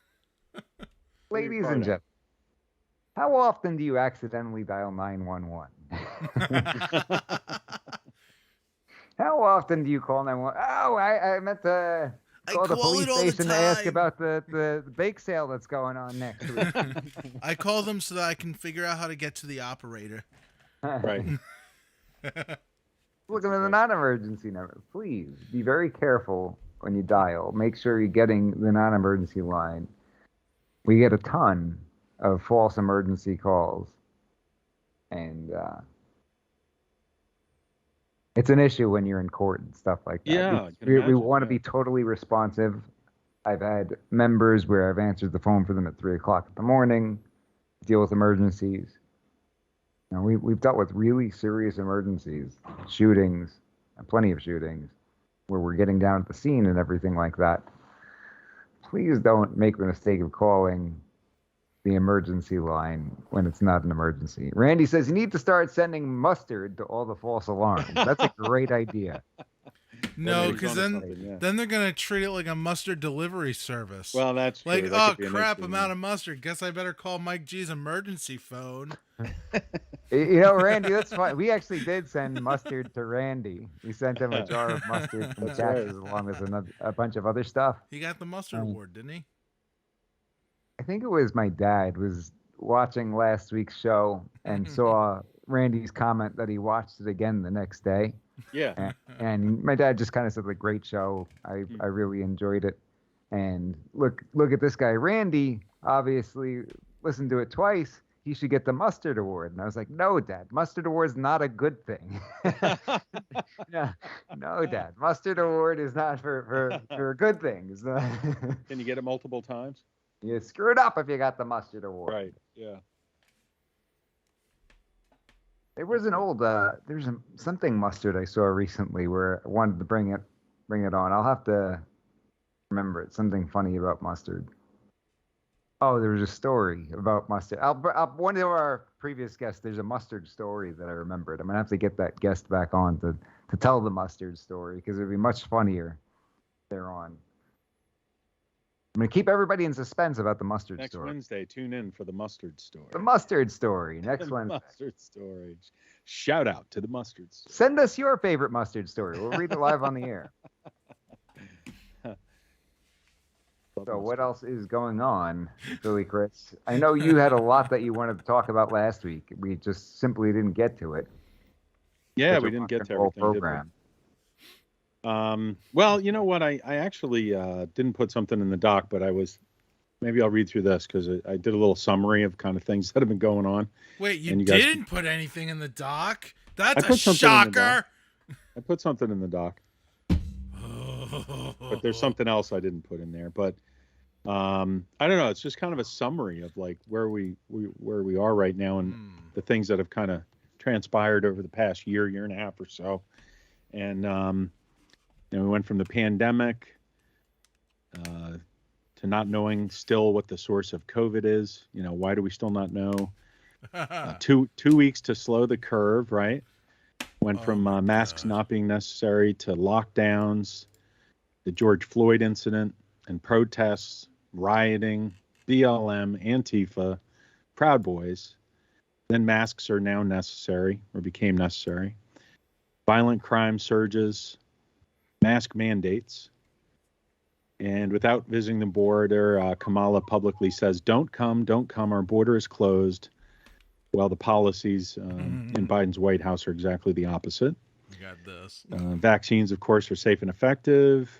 Then you can get a donut for getting vaccinated. Don't worry about a whole donut. Don't worry about vitamin D, weight loss, or general health, though. Or what about the different meds? You know, hydroxy. You know what? Hydrogen monoxide. Yeah, right. Bleach. COVID passports from heroes to zeros. More recently, the nurses and doctors are being walked out of their right? Yeah. jobs. Now we have the January 6th prisoners. The insurrectionists. Afghanistan. The stuff going on in Australia with the lockdowns. Biden promising not to leave any American behind, but of course, then that turned into those that don't want to be, or don't want to come home. I guess he said, was it those that don't want to leave? Excuse me, to leaving hundreds behind. So he's like, nah, I'm good. Yeah, right, yeah. Don't. It's actually pretty nice over here. Yeah, right. Yeah, you may not want to come back, so we'll just leave you there. Kind of underrated. Now people in the military are being fired for, hesitancy, one of the new words. And we have General Milley and others testifying that Biden was briefed on their opinion that the best option was actually to leave 2,500 troops behind or so. But of course, Biden publicly said the opposite is true, that he was not told that, to his recollection. But we know how his memory now is. everybody's playing the blame game, right? Nobody wants to take it on the chin. Biden should be sandblasted with Legos. Wow. Who is the mustard eating knuckle? Uh-oh. You getting another call? For real? Put him on blast! Is that the emergency hotline? Do it live. Do it live. Should we send them mustard if it's actually a butt? Watch it be somebody from the chat. Watch it be like Randy. Being like, hey, can you send me some mustard? I don't know what he sounds like. Now people are calling for mustard. So then we had Americans left behind for real. People in the military being fired for being hesitant. Is that? I feel like that's not legal. I feel like that's some kind of discrimination. Being fired for not wanting a vaccine. Well, it's happening quite a bit. I mean, I would agree with you, Russ. I don't think it's right. I don't think you should be able to do it, but we're seeing it happen, right? So where did our freedoms go? What are these people supposed to do? I guess there's just supposed to be like this gang of people who doesn't want to get vaccinated. I guess it's up to us to just create our own businesses where we all support each other and just make our own faction. Well, that's you're in that hesitant group, I guess, if you feel that way. So the left is coming for you. What happened, Michael? Tell us what's going on. Somebody ordered mustard. Somebody ordered the mustard. Somebody just get the mustard award. We got to get a case of mustard for this guy. Yeah, right. Somebody who should know better. Was it Randy? They should all know better. DG wants to know if there's similar numbers. The problem is that you've got a card. One of them is in red. Right. Call this number when you've had a critical incident. When you've had to use force. The other one's like a nice and black, and it's like, this is the non-emergency business line. Right. Oh, man. Good. What do we got here? It says... you should make the emergency one in see, yellow. Randy says the emergency number is highlighted in bright red on the membership card. All caps emergency. What do you say? Guys, I need mustard. It's an emergency. Right. Jeremy says, have you seen the Pfizer whistleblower from Project Veritas? We're instructed not to inform that field tissue is used development of the vaccine. Do we have that video? Can we watch that video? I don't have it. I have this. Yeah, it'd be great to watch. Why don't you can pull that right up, I think. Why don't you put it in the doc? Well, because we didn't know one of our loyal fans and listeners were going to ask that question, although we were talking about a little bit yesterday.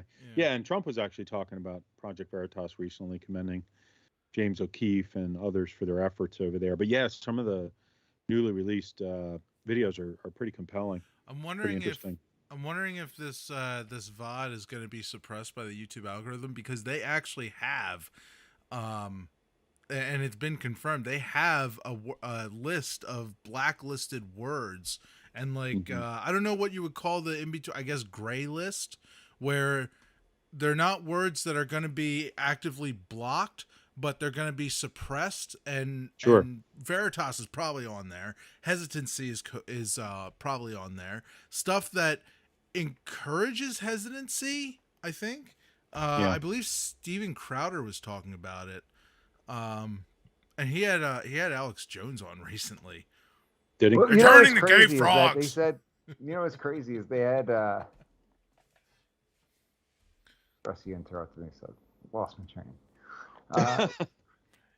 It's probably something from MK Ultra, turning the frogs gay. How good was that one? How good was that? I've only heard this guy a few times, so. Oh, come on. Oh, man. Watch it on the. Did YouTube pull that down, the Veritas videos?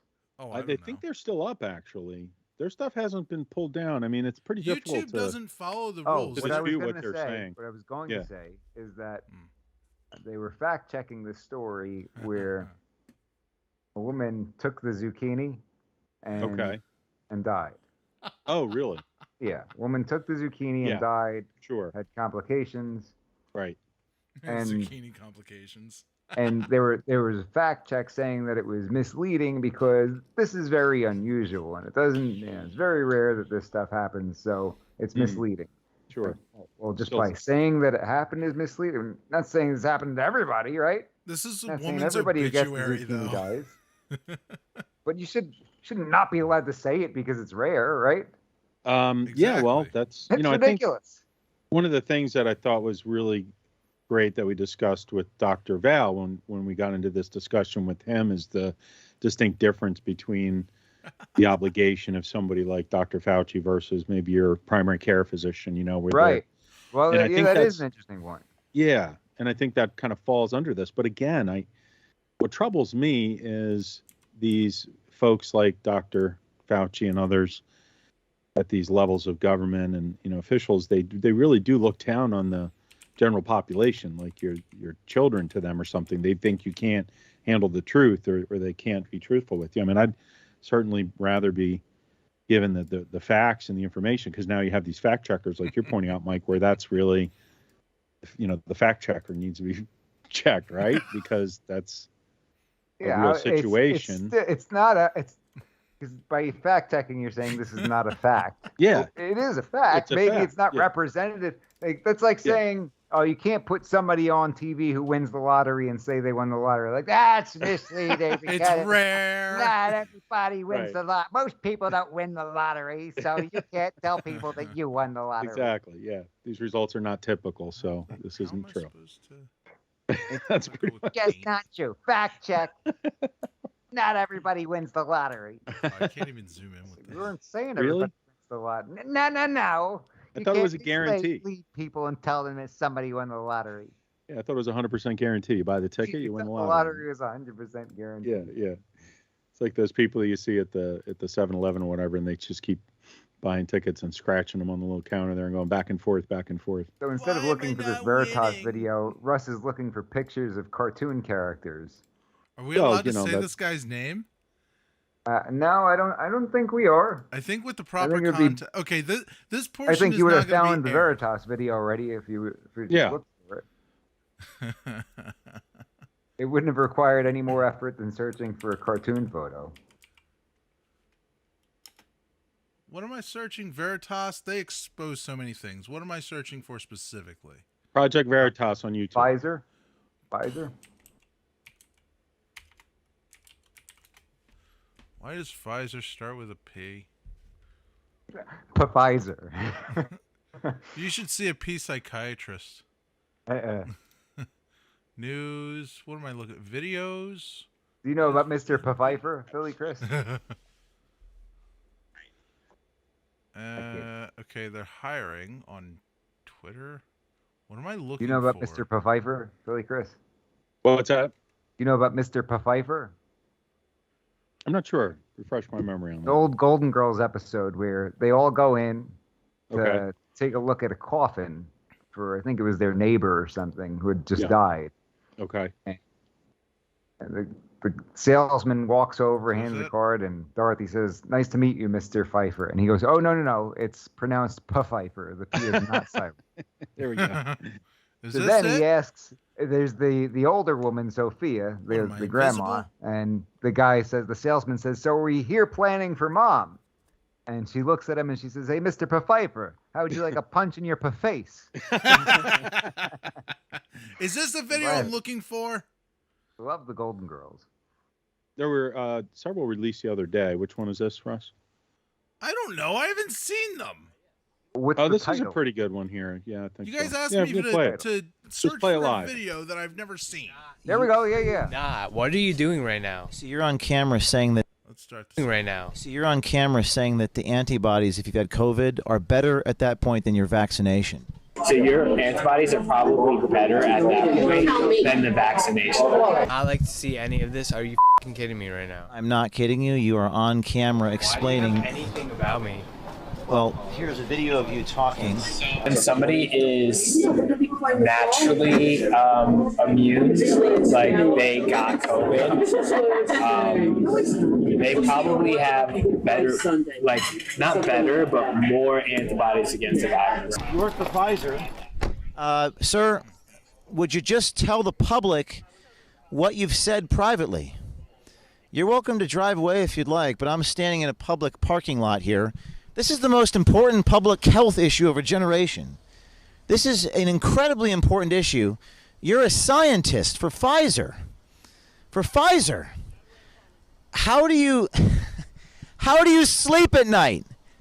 And that's Nick Carl for Pfizer. We just want him to be public with the people about what he said privately. The question is, why does he want to keep this secret from the American? He shows up and they're like, oh no.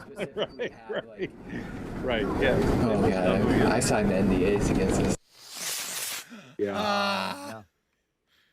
To make it that worse, dude, he signed he's just NDAs. a cog in a wheel, right? He's a cog in a wheel, that dude. It Going out shows there you the saying machine, that, though. It shows you when how he broken the shows up- machine is. when he shows up, though, you could tell Yeah. he's like, I'm in big trouble. Right.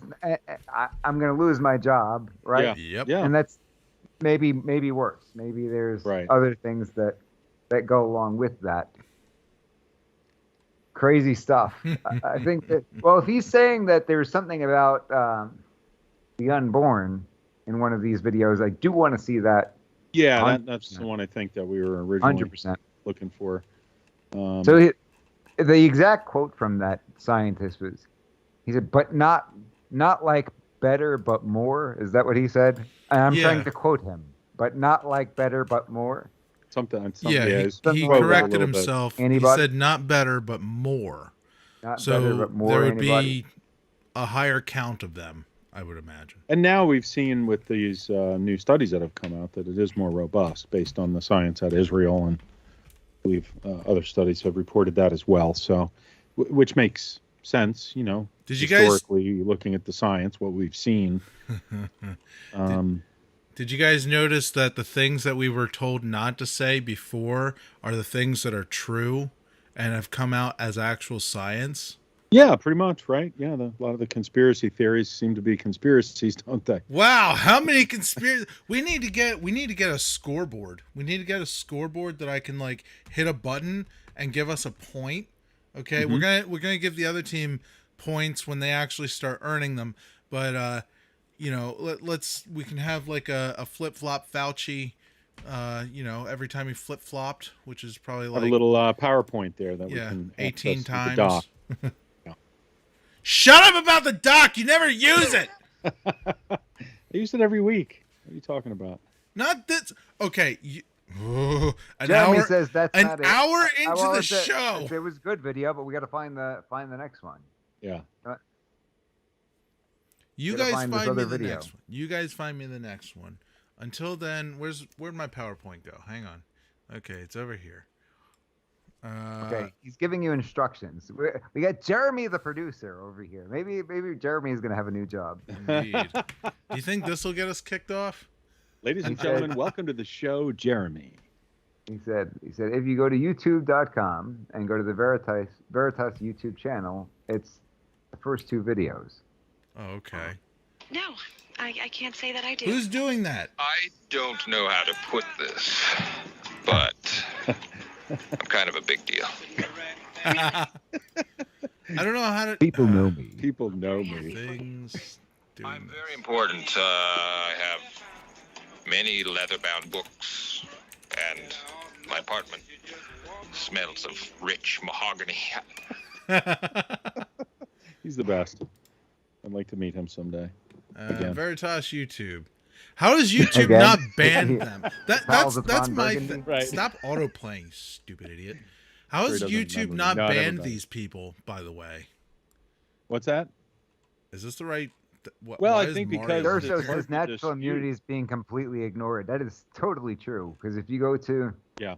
if there is some kind of alternative to vaccine recognition, it's usually a test, but it's never proof of a positive Is test this the right at a thing? previous date, right? That's never. We're not seeing that used as an acceptable substitute. It's either you've been vaxxed or you show a negative test. I don't even know if this is the right YouTube. Being vaxxed Project doesn't guarantee Veritas. that you're negative at a later date. Shut up. That's right. And a matter of fact, it's, these breakthrough cases we're seeing. And there's no such thing as breakthrough cases. Shut up. Right, of course, yeah. Right. So. It's all misinformation. Nobody's allowed to say anything. Mm-hmm. Okay, so... Yeah, she even shows the emails in that one video. It's pretty interesting video, if you can find it, Russ. I think it's the second one there on the that one. Should be power, deception. Indeed, the whistleblower. Mm-hmm. Oh, what happened to Mike? Mike, where are you? Did you have another ring on the mustard line? The emergency call, probably. No, we're just gonna call it the mustard line, the mustard hotline. Yeah. I don't know if honestly, I don't know what happened to his feed. I don't know if I should even start playing this. Give him a minute. I guess we can give him a minute. What if he needs 2 minutes though? You never know. You never know. Oh, there we go. Okay. Was that the mustard hotline? No, it was not. Oh, okay. Not. Why don't you rock and roll? Do we have this other one? Yeah, I believe we have this one. Power, Deception, Propaganda. A new book by James O'Keefe. Pre-order now at AmericanMuckraker.com. This looks like an ad. I work at a pharmaceutical company. I'm not an anti-vaxxer. I just believe in research and science. In Lies! You came across a chain of emails discussing fetal tissue and the COVID vaccine. Vanessa Gelman works in Washington, D.C. as Senior Director of Worldwide Research. The question came up as an inquiry to our MedInfo group. They're asking, quote, did Pfizer make use of a cell line from an aborted fetus? They want you to leave out the highlighted part, which is the one or more cell lines with an origin that can be traced back to human fetal tissue has been used in laboratory tests associated with the vaccine program. And here we have your badge. You are an employee of Pfizer? I work at the McPherson, Kansas plant. Oh, hold on. Can you press pause? It's one of the biggest I want to plants clarify in the something so we don't look operation like of a bunch Pfizer. of We idiots produce on some of the most units. Well, we probably will anyway. What are you telling me to pause it for? I walked away to get a soda. Should have your soda stocks from the very beginning. Shut up, Mike. I keep them cold now.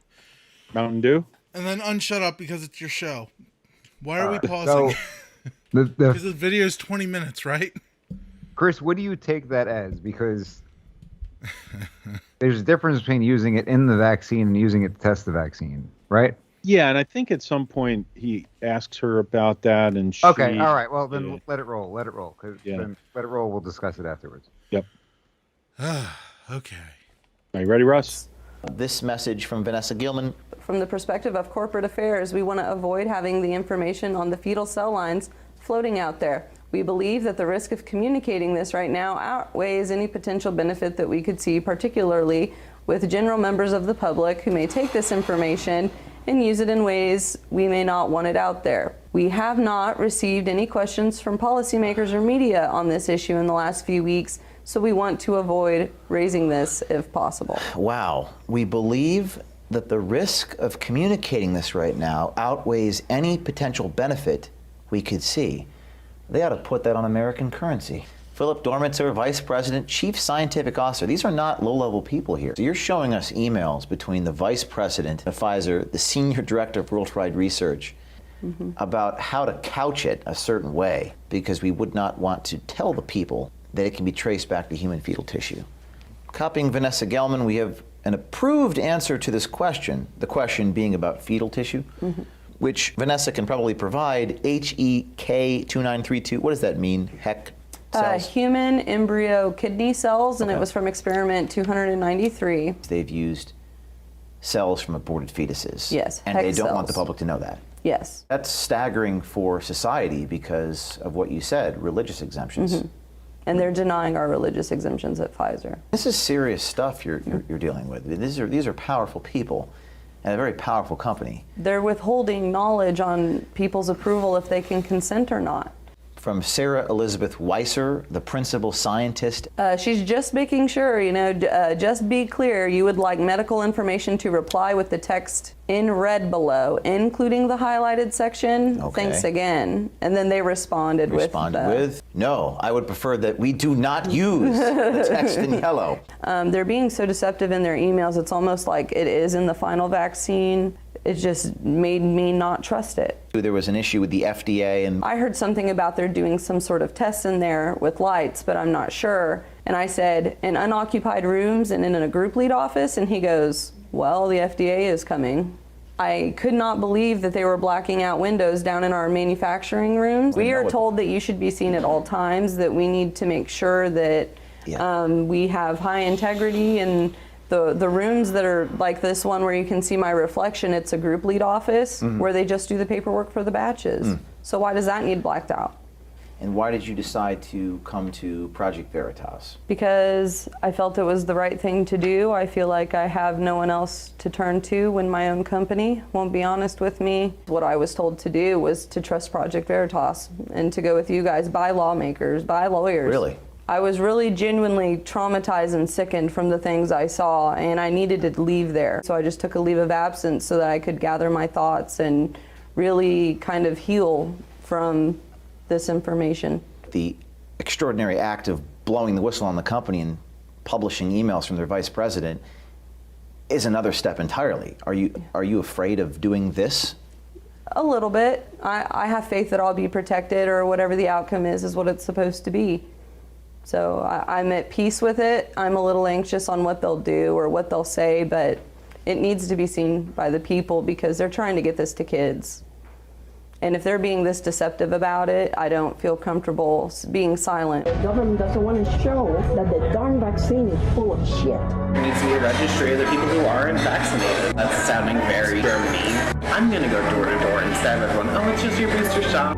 Don't get Johnson & Johnson. I didn't tell you how. She didn't want to take it because of her religious beliefs. She was coerced into taking it. They are not reported because they want to shove it under the map. I want you to leave out the highlighted part, which is the one or more cell lines with an origin that can be traced back to human fetal tissue has been used in laboratory tests associated with the vaccine program.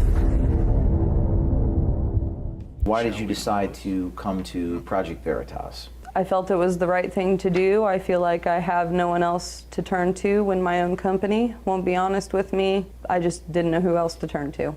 And here we have your badge. You are an employee of Pfizer? Yes. And where exactly do you work? I work at the McPherson, Kansas plant. It's one of the biggest plants in the operation of Pfizer. We produce some of the most units. We handle the product daily. Quality gets to see the process from fill to pack, so we see everything. How long have you worked there? Going on 10 years, but I've been in quality for 5. Tell us about what you saw that concerned you. Accidentally, honestly, was going to do a Google search on our computer in plant, and I must have clicked the wrong box on our homepage and searched in our database instead. And I saw reports of what I had searched for, and I'd click them, and then I realized that they were internal documents on our internal Pfizer database. In this database, you came across a chain of emails discussing fetal tissue and the COVID vaccine. Tell us about that. What was troubling to me was they were wanting to keep it under wraps. They didn't really want the information out there that they were using the hex cells to do the study. They're being so deceptive in their emails, it's almost like it is in the final vaccine. They're just being really deceptive, and they're being careful with their words, and it just made me not trust it. Vanessa Gelman, who works in Washington, D.C., is Senior Director of Worldwide Research. Advait's talking to Vanessa and says the question came up as an inquiry to our MedInfo group. They're asking, quote, did Pfizer make use of a cell line from an aborted fetus when carrying out any tests? This is after we'd already confirmed with the customer that no cell lines from an aborted fetus were used. Vanessa wrote, February 4th of this year. Thanks so much. Who is this information for? We have been trying as much as possible to not mention the fetal cell lines, so we would really like to stay focused on the first part if possible. This is what we have said most recently for inquiries received via our board of directors and through direct emails to Michael Dolston. The piece in yellow we have tried really hard to not share unless it's strictly necessary and mission critical. The acceptable phrase you're allowed to say is the human fetal-derived cell lines are not used to produce our investigational vaccine, which consists of synthetic and enzymatically produced components. But then they want you to leave out the highlighted part, which is the one or more cell lines with an origin that can be traced back to human fetal tissue has been used in laboratory tests associated with the vaccine program. I mean, this is pretty, they're trying to keep this secret from the public? They don't want to stir up a mess. They don't want to have to deal with people who are upset, because I think people can use religious exemptions for it, and they don't want that. I think they want nobody to have an excuse to not get it. They've used cells from aborted fetuses. Yes, and they don't want the cells. public to know that. Yes. And that's staggering for society because of what you said, religious exemptions. Mm-hmm. And they're denying our religious exemptions at Pfizer. And this could change that Did we see because this? people I have feel like religious I'm views. seeing some of the same things. Are we not? Did it repeat or? Yeah, I was thinking that too. I think there was a recap somewhere in there. Maybe they chopped out that part, and sometimes they'll play a little bit earlier. Yeah, Because, so, you know, That there's was a lot a bit earlier, though. Yeah, you know those TV shows that'll give you like a preview of what happens, like the interesting part. Yeah, if that was then a they'll preview, do it the was intro. far too long. Yeah. Yeah, it was. They need a fire there, Russ, if that's... Oh, jeez. Okay. The producer. So, here's my question, and I don't want to sound like a jerk. I appreciate what they're doing and that's everything okay, 'cause like you this. are a jerk. But isn't this very much yesterday's newspaper that they used fetal cell line for the test on this? We talked about it on the show months back, actually. I specifically did because Yeah. I talked about a buddy of mine who wrote a religious exemption request letter to his law firm. Right.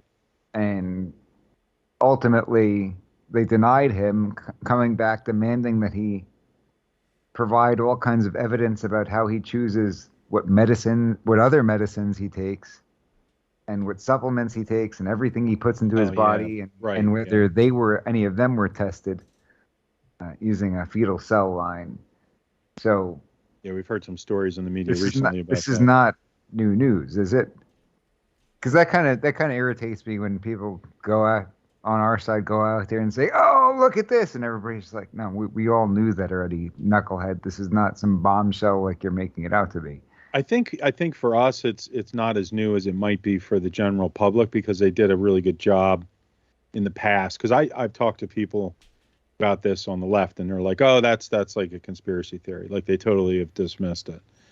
So maybe this is bringing it to light to the masses a little bit more, even though it was out there before. So that's just my opinion. It's just your opinion. In this case, it's my opinion. Maybe it's other people's opinion. Then it wouldn't be just my opinion. But depends on how we want to look. Does that make sense, though? You know what I mean? I think we're pretty in tune on the show with these topics. But do you think that more people? Well, maybe. That's entirely possible, because I think that's why we're seeing the approval rating. I would have known that if I weren't directly involved with some of these religious exemptions being sought. Yeah, right. Doing that kind of research for that. Right. It's not like I certainly didn't see it on the news. Like, yeah. And you're also of superior intellect compared to a lot of the folks on the left, to be honest with you. So I think you can, understand this stuff better than most people. And Jeremy says, yes, people have been talking about this, but every time it's asked to Pfizer, the answer has always been fetal cells are not used in the vaccine. Right. Well, that's like a Bill Clinton answer, right? Right. Exactly. Exactly. It depends on what your definition of the word used is. Yeah, yeah. Use for testing. Sure. Not claiming they're in the vaccine. What they're saying with their answer is they're not in the vaccine. Well, right. And maybe it's not, in the end result, but it was used in the manufacturing. So I don't know that this video is clearly making that distinction. But it's also not saying that it's definitely not in there either. So I did not use fetal tissue in that vaccine. Are you sure, Bill? That's pretty good. It depends on what the definition of use is. Well, we have this dress. This is answering a question that wasn't asked. Was it wearing a dress, and what color was the dress? Admitting in internal emails that they used fetal cells in the development. Well, I think unfortunately. I mean, I don't know where it would have. I would have to go back and look at the sources that we used to develop that religious exemption letter. But we definitely have it in there with citations that it was used for testing purposes. I don't know. Maybe it didn't come from Pfizer directly out of their own mouths. I don't know where else it would have come from. Bottom line is, knew that had that information for a while at this point, because it wouldn't have been able to come up with maybe I could pull up one of these. Yeah. We have to play back some of our old episodes because we've talked about a lot of these things that are now coming to light again. We should start taking notes on what we talk about. You or anybody you know is looking to get a religious exemption letter, I might be able to point you in the right direction. Yeah, I heard through the grapevine you just did some newer ones recently, didn't you, Mike? No. I didn't do nothing. Oh, okay. Well, guys, I got my doctorate so I'm technically a doctor. I have my doctorate in lesbian poetry. So I can write you a note. I can write you a note and sign it as Dr. Rusty Shackelford. Okay. The third. All right. Esquire. Y'all, ladies and gentlemen. I'm a lawyer for these So poems, basically, maybe if folks sent a message through the Mike G in the Morning portal and they had any questions about this so-called letter you're referencing, Mike, they could learn more about it. Is that what you're saying? Maybe. There should be a letter that they can just print out. Maybe they'll point you in the right direction. Yeah. In the early... MikeGinTheMorning.com. Also, for those of you who have not subscribed or liked to our YouTube channel or Rumble or Twitch, feel free to do so at this time if you like the show. And if you don't like the show, definitely subscribe and share with as many people as possible, because we love to get our hate mail every now and then as well, don't we, gentlemen? And Liberty's out there somewhere, right? I don't understand why DG's telling me to look things up. DG says, send Russ to a library and actually look at books to research other vaccines. Get the facts on all the vax. Why would I do that? I'm a producer. I don't have time for that. I remember the cards at the library. Did you guys have those, Mike, Russ? Like when you went to the library, you had to go to the little card catalog and pull the little drawer out using the Dewey Decimal System and figure out where your books were. I remember doing that in elementary school. You know what I'm talking about? You're significantly older than me, Chris. Yeah, this was before there was People. Yeah. Yep. What was the name of your dinosaur, Chris? Can't wait till history repeats itself. I'm getting a brontosaurus. Yeah, I'm gonna call it Dino. Sometimes paper is more reliable. But no, the Project Veritas stuff is pretty interesting. So, why is YouTube? Wait, hold on. I'm trying to figure out why YouTube hasn't kicked off Project Veritas. Not that I'm hoping for it or anything. He's challenging them to do so. He's been threatening them. He's pretty much won every lawsuit he's taken on. He's gotten apologies from quite a few of the mainstream media outlets where they had to retract, information. So he's really got a good record. They've been calling him a right-wing conspiracy kind of guy for a while, but he's proven otherwise, from what I understand. He's got that retracto wall. So the headquarters there. Have they actually apologized, or have they just retracted and said, we were wrong, and it only lasts like 10 seconds of airtime? Well, I think he's got a pending lawsuit against, I think, the New York Times right now, and they're about to go through discovery, I believe. I don't know what that means. What does that mean? Explain that's true, DG. Explain that for the non-people that have never gone to court in their life. Maybe we should have Mike handle that one. Would you be up for explaining disclosure, Michael? You said discovery. Discovery, excuse me. Thank you, Russ. What was the question? I'm discovery. What is discovery in the context of a criminal case or a civil case? Well, yes. I guess this would be a civil case, I believe. Yeah. So when you in the civil context. If you have somebody sues somebody else, Mm-hmm. you have your initial pleadings, right? So somebody files the lawsuit, and then the defendant has to respond with their pleadings, or they can file, depending on whether you're in state court or federal court, they call it something different. But essentially, you could file a motion to dismiss for one of various reasons, basically saying, even if everything they're claiming is true, they can't win because of X, Y, or Z. Mm-hmm. Or they could allege that service was defective, right? They didn't get them served properly. A bunch of different things could be raised. Otherwise, they have to file what's known as an answer, respond to the different allegations in the complaint, in the lawsuit that they've filed. Then from there, there's steps between filing the lawsuit and the trial taking place. In the discovery phase, you have a right to request various things from the opposing party. And usually you've got three main forms of discovery in a civil case. You'll have interrogatories. So you're asking questions to the other side that they have to respond to in writing under oath.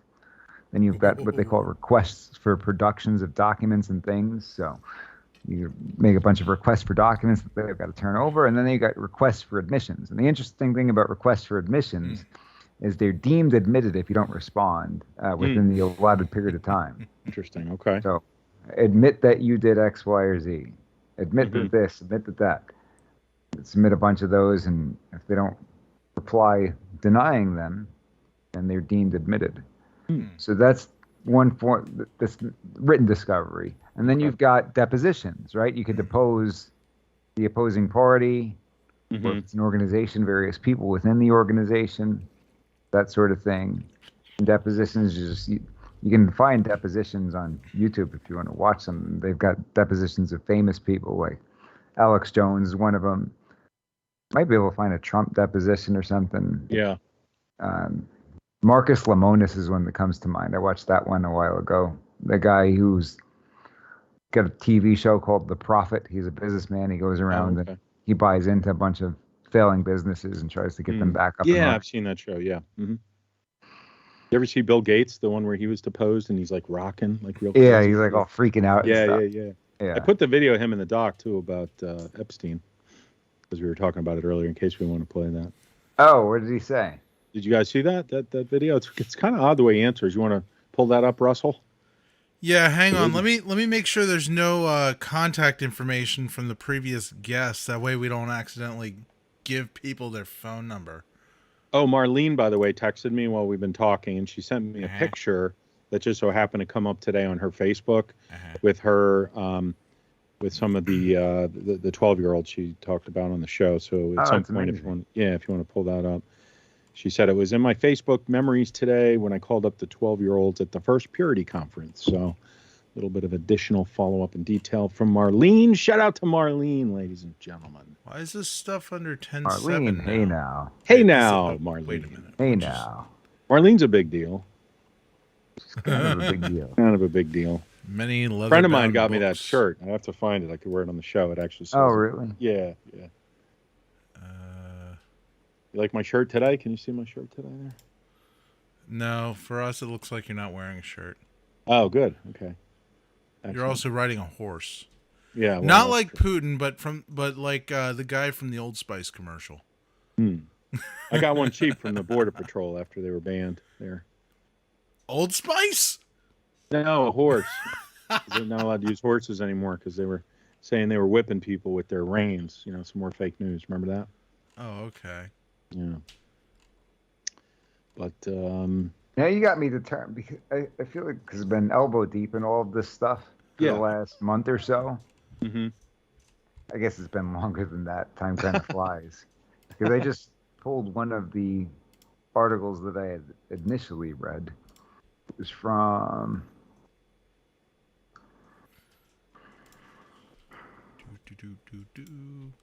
Okay, now I've verified the doc is safe.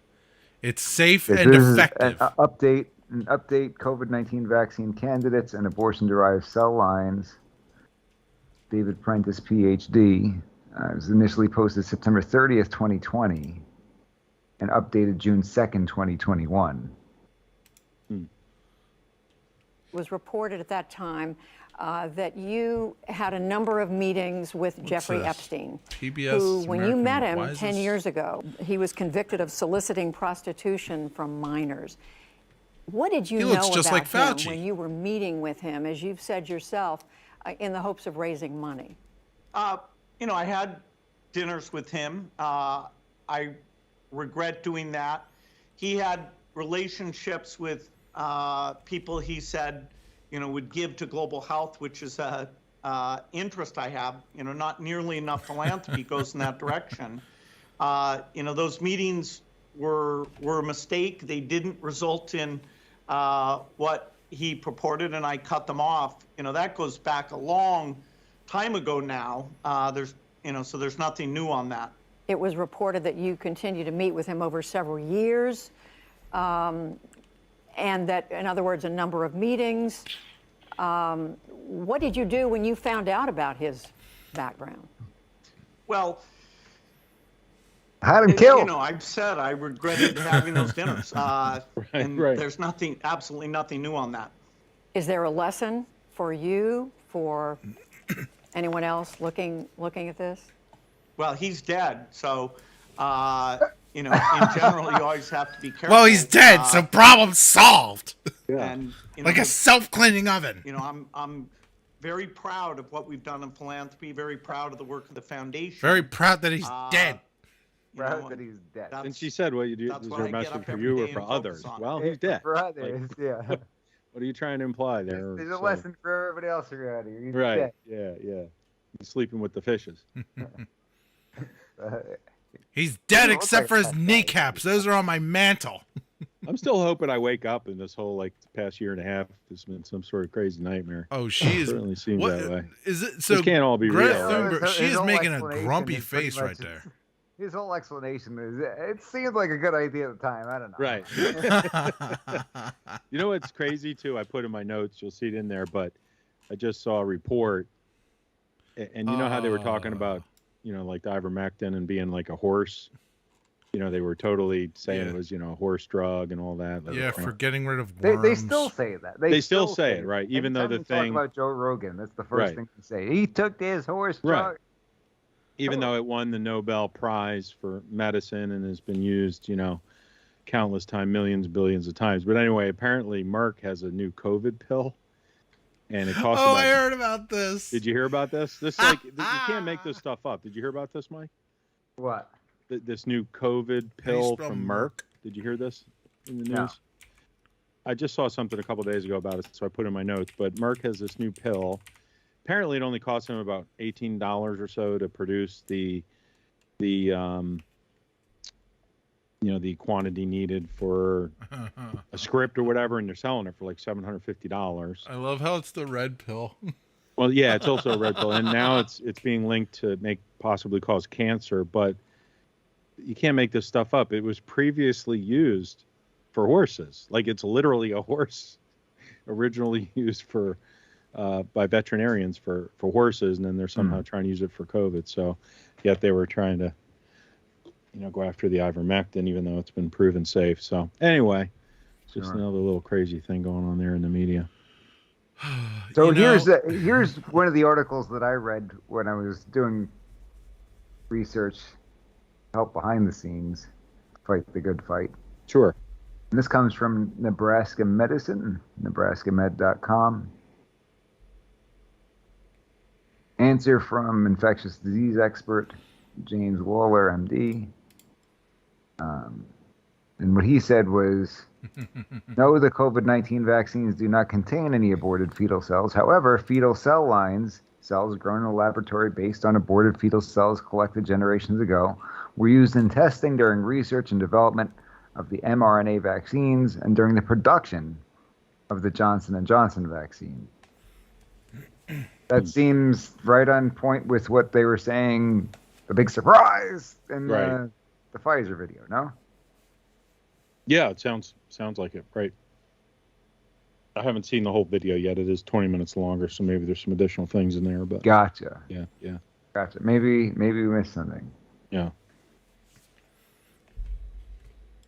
But either way, I think that, I think really what we've seen over the past year and a half with these fact checks and the censorship and, scaring people so much on the social media. I mean, we even ran into that. It's not like we're the largest show in the universe or anything. I know we're bigger than most shows, of course, and followed by much more loyal listeners and all that. But, all joking aside, even we face some things regarding that with some of the videos on the platform. So it seems like anytime you're making headway in those areas of truth, they come after you. Mm-hmm. So I saw this video earlier today by I very much like this channel called Freedom Tunes. Okay, so visit their channel, give them a like, show them some love. This is their one from today. This is great. This one's called Forcing Religion, and it very much goes with today's program. Ugh! I'm so sick of having religion forced onto me! What? That's horrible. Who is forcing their religion onto you? Christians! Ugh! Oh, wow. So they're making you go to church on Sunday? Well, no. You have to get baptized? Not exactly. They're making you read the Bible? Well, okay, they're not doing that. You have to follow the 10 Commandments? No. You have to pray a rosary? No. What's that? They're making you go to confession? No. You have to submit to Rome? Nope. So they're forcing you to be Orthodox, Protestant, Evangelical? Well, Armenian, Calvinist, 5-pointer, 4-pointer, 3-pointer? I don't know what those mean. Oh, so they're just like forcing you to tithe? No! They're not making me do any of that! How exactly are they forcing their beliefs onto you? My girlfriend's pregnant, and in my state we can't kill it! That's a horrible thing to say about your girlfriend. No, baby! Bro, maybe you need some religion.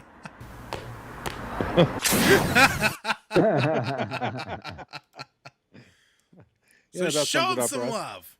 Yeah. Their stuff is pretty good. We need Snowflake and Sammy. Right? Yeah, maybe next week, Wednesday. You never know. That would be great. That would be great. Do we even know where those guys are at this point? Yeah. Are they hiding in their safe space? Yeah, right. They're in the bathroom. Let's do. Remember the old They're in the days girls' we do bathroom. Rapid Fire, Philly Chris. Yeah. Why don't we do rapid fire with the remainder? You got 4. Okay. Sounds good. Sounds good. Yeah, I got some notes for that. So, bring the stuff up here. Start with the Forbes article, I guess. Yeah. Oh, I hate Forbes. You know why I hate Forbes? Not because of their articles. Do you guys want me to tell you why? Not really. Well, I'm going to turn you down and tell you anyway, all right? So everyone shut up because I'm making you shut up. Okay. Not really. So they make you turn off your ad blocker whenever you want to view an article. And there's always redirects, and I hate it. Yeah, there's so much of that now online. Yeah. I hate it. I won't visit their website. So the Forbes article. Don't use the F word. It's a very touching story, Rob. Yeah, thank you for that. Well, you know what? They suck. They suck. Well, this is interesting. I'm glad you picked that one, Mike, because I wanted to ask you about this. Hoover can take a lesson. Okay. With your law degree and all that. But, the government secretly recently ordered Google to identify anyone who searched for a sexual assault victim's name, address, and phone number. So it's kind of those, what are they calling it? Like a net warrant or whatever. They're just kind of going out to the general public. So it really goes against the Constitution, right? It would be my understanding, this type of activity, Mike. Third party? Yeah. Google the government? Keyword search warrants. I guess that's how they get around it then, right? Or, keyword Is that how they're getting around it? Well, they've had all kinds of problems with phone companies based on that stuff. I mean, Alexa was turned over in a criminal case. Yeah, I think some of the recordings from that have been used in some murder trials, right? Because that thing's hot all the time. Yeah, and this is not something that comes up often in my kind of criminal cases. Just sure, as disclaimer at the outset. Right. But yeah. July 28th, 2021, new bill was introduced in the House of Representatives and aims to regulate the cryptos, which is one of the reasons we had our guest on earlier to talk about the cryptos. Mm. And this is interesting. I've mentioned Well, on they the don't show. like competition, right? They want to have a monopoly on. Yeah, of course, right? Yeah.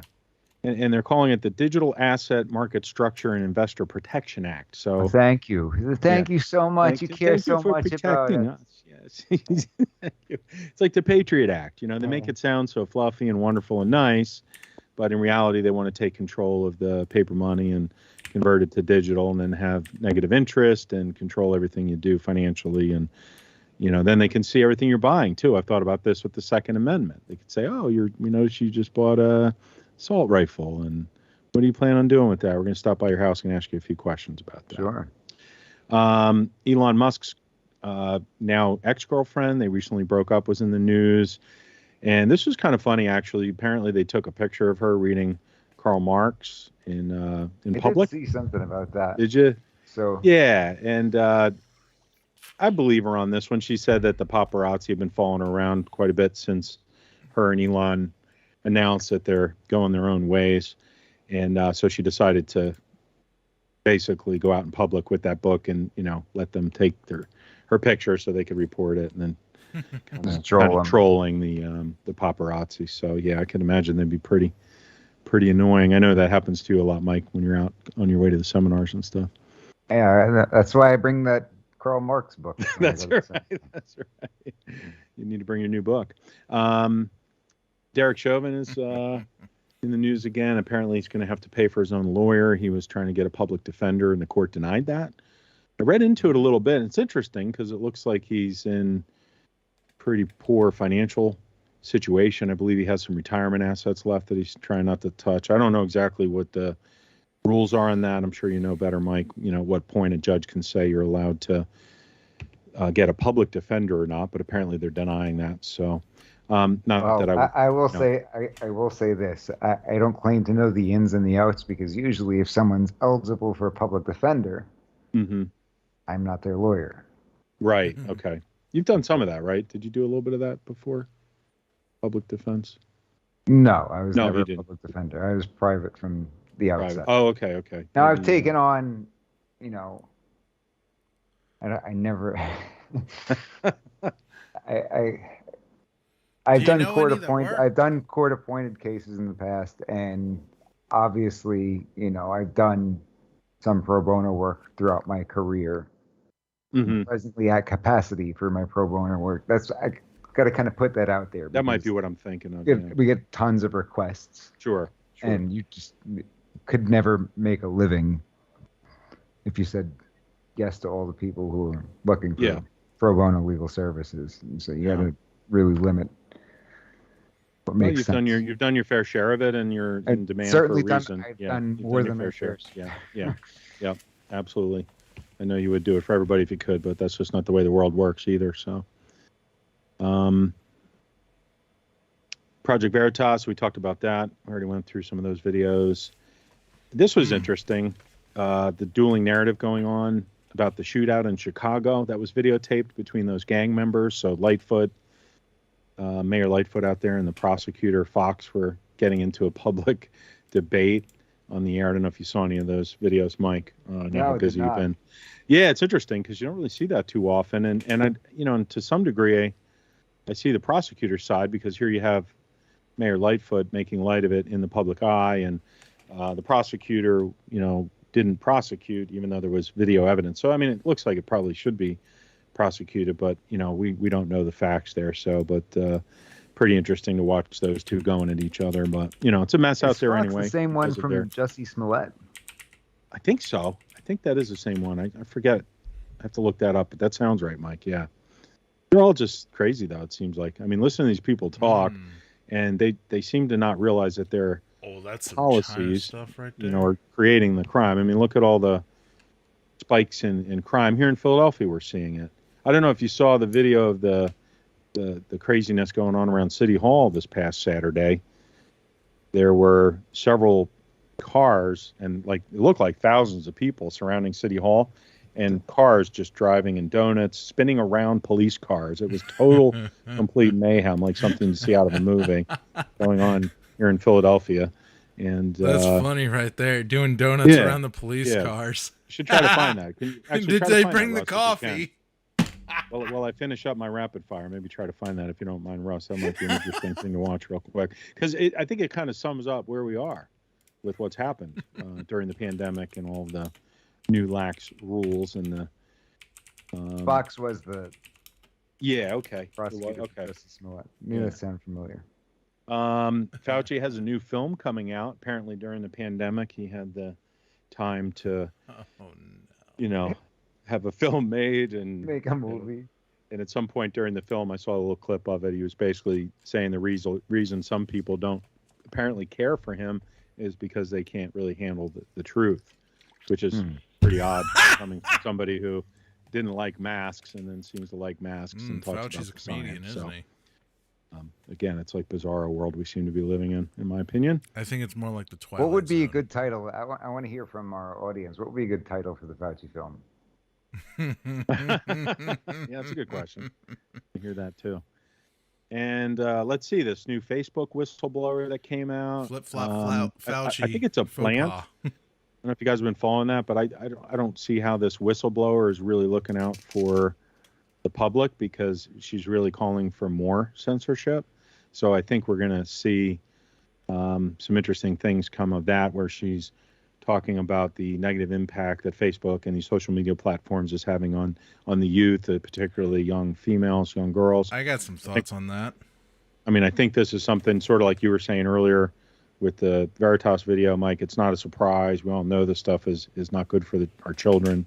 It's really something I think parents should be intervening with more so than the government when it comes to the kids. Don't even let them on these platforms. But anyway, it looks like they're just using this as some sort of tactic to create more censorship, most likely of conservatives. So I think that's where that'll go. But it's the social justice. If I could jump in here, guys. She has a background in that stuff. If you look at where she comes from. What's that, Russell?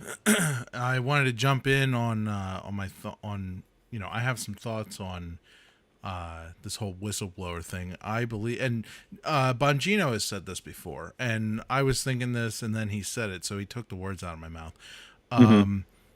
It's a plan. His show too. It's a plan. And basically, the reasoning behind that is, you tell somebody, you're now a whistleblower, and you got to say these things. So it's bad and the government needs to regulate it. Well, the government's going to come up with some regulations, and then Facebook has to follow those regulations.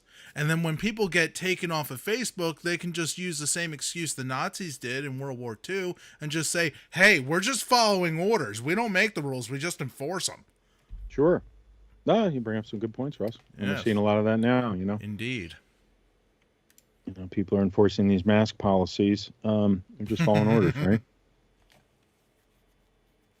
right? Babylon Bee's under attack. Mm-hmm. They were reporting recently how their feed used to reach millions, and on one particular How day. dare they attack Babylon Bee? It's a national treasure. It is, yeah. They are pretty funny. How often do you look at one of their headlines and not laugh? Yeah, Very, they're very good. rarely, right? Yeah. Very rarely do you not laugh. No, they're good. They're good, and they're on point. Yeah, right on the money. Over the past year or so, I've mentioned China several times on the show and my concerns about what's going on with Taiwan. No, you never mentioned China. No. What's China? They're doing quite a few flights over Taiwan right now. Some people are talking about a possible start of World War III. I don't know if it'll go that far anytime soon, but it's interesting to see what's going on over in the Chinese Sea and what's going on with Taiwan and the military-industrial complex that China seems to be working on. And obviously, I don't think Biden's going to do much to stop. So who knows? Maybe they'll make a grab for Taiwan sooner than later. Biden's going to help that they could get away with it right now. Biden's going to help China. He wouldn't defend anybody. I'm sure he wouldn't defend his own country if it came down to it. He's working for them right now, Russ. He's filthy. So big announcement. I did buy a piece of artwork for the show. I got one of Hunter's pieces of art coming for the show, so we can show that. Oh yeah, it only cost you $1 billion. Yeah, did you see that stuff too? They were asking Psaki about that, and didn't come with any. She said they set very specific guidelines for the shows. Even though the people who are buying the art can come and meet Hunter in person and probably get some time with the big guy, you know. So imagine if Don Jr. was selling art right now, or more specifically when Trump was in the White House. I'm almost exhausted of that argument because if you had to say it every time one of these things happen, it's just like, you know what? Right. I give up. Yeah. Right. Yeah. I can't do this anymore. Right. Pretty much. I'm all out of energy to say it. Imagine if Don Jr. or Eric. Yeah. I can't anymore. I give up. I can't tell you how many people told me. It's just exhausting, the double standard. Yeah, it is. What about the "Let's Go Brandon" chant? Oh yeah, right. Let's go Brandon. Yeah, isn't that great? Let's go Brandon. Let's go. I think that here's what I will recommend though for everybody who's on our side of the fence. I'm clearly not a proponent of using profanity in public and on public platforms for the reason, if nothing else, that you could have children listening, and we don't want to promote that to little kids. I don't think, at least. That's just my opinion. I don't like to promote that to children, and even when I see conservative-leaning, vulgar yard signs, kind of irritates me. Things like that. I've heard some other people in the media say exactly what you're saying right now, Mike, and it makes sense what you're saying. I'm not a fan of the chant itself. I will say, being said in public and everything like that. I will say that when you see this many people doing it in this many public places, kind of raises some questions in your mind about there's merch how many people truly do support the president, right? Well, he got the most votes, Mike. He just said it again the other day. That's what I'm saying. Yeah, right. That's what I'm saying. Yeah. But here's a good idea. Now that this whole funny mix-up took place, I think it's a great opportunity to just simply swap out the old chant for "Let's Go Brandon," right? And everybody knows exactly what we're talking about when everybody says "Let's go Brandon." That's right. It's a way to be vulgar without being vulgar, and I love it. Exactly. It'll probably happen. I think you're right, Mike, and I hope people. I think that we should all stick with "Let's Go Brandon." Let's go Brandon. Let's go Brandon. Should I call the show that when I post it on Rumble? Yes, please do. Just no context, not even listing it as Mike G. Just call it "Let's Go Brandon." Yeah, tag it that way. You'll probably get some. So DG like you says, got some good comments. DG says, "Isn't Fauci Jewish?" Because I recommended. I wanted to know in the comments what's the name of the Fauci movie, which should be the name. I said, "How about How the Grinch Stole Christmas?" Yeah. And Jay says, "Fauci say bah humbug." DG says, "Isn't Fauci Jewish?" Jay says, "Fauci's last name means sickle in Italian." I always thought that was an Italian last name. Of course it's Italian. He writes underneath Grim Reaper sickle. I do think that I have mentioned that, and I made the joke that out of all the things that Italian Americans are good at, right? You want a good meal, give us a call. You want somebody to sing opera with your guys. Right. Want something built out of concrete, you're in the right place. But Italian Americans do not have a reputation for being solid physicians. That is just not generally our area of expertise. Like this guy. So why are we all trusting an Italian American physician? I made some cement slippers for Russ. Durso says, "I agree, Mike." Listen, if a doctor's last name ends with a vowel, it's probably not a great idea. He's cracking himself up over there, laughing directly into the microphone. Nobody else knows what he's laughing at. Just, it's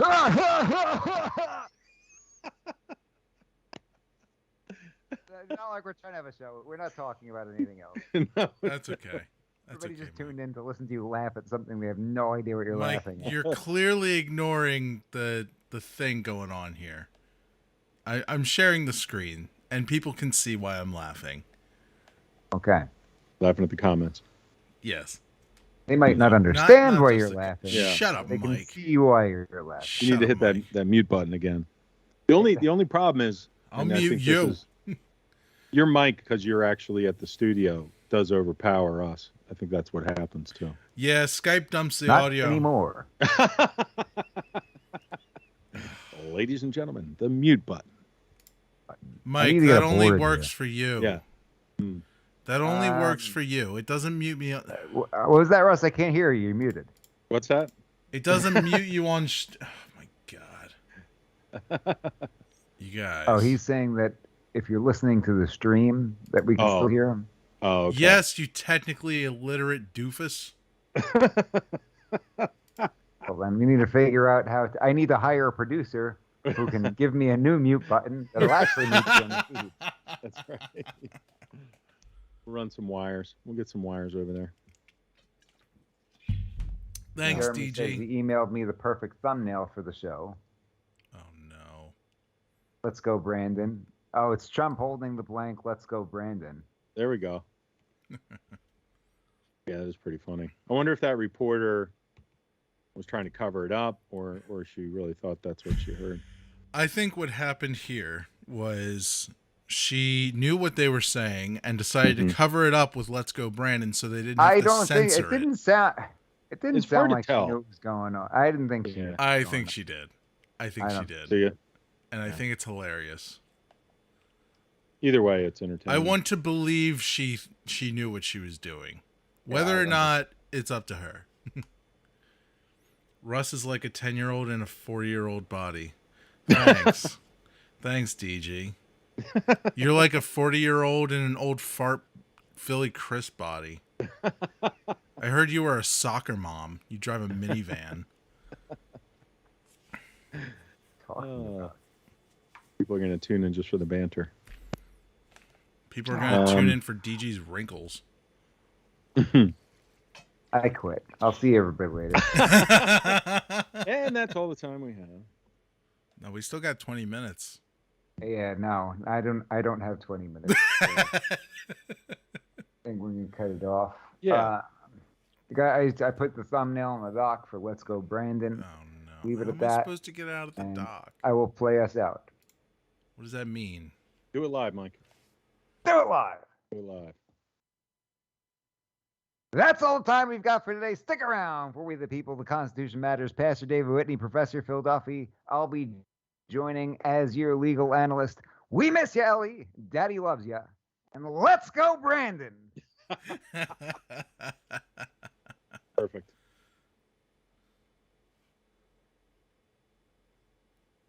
Just hold that face. We're still live.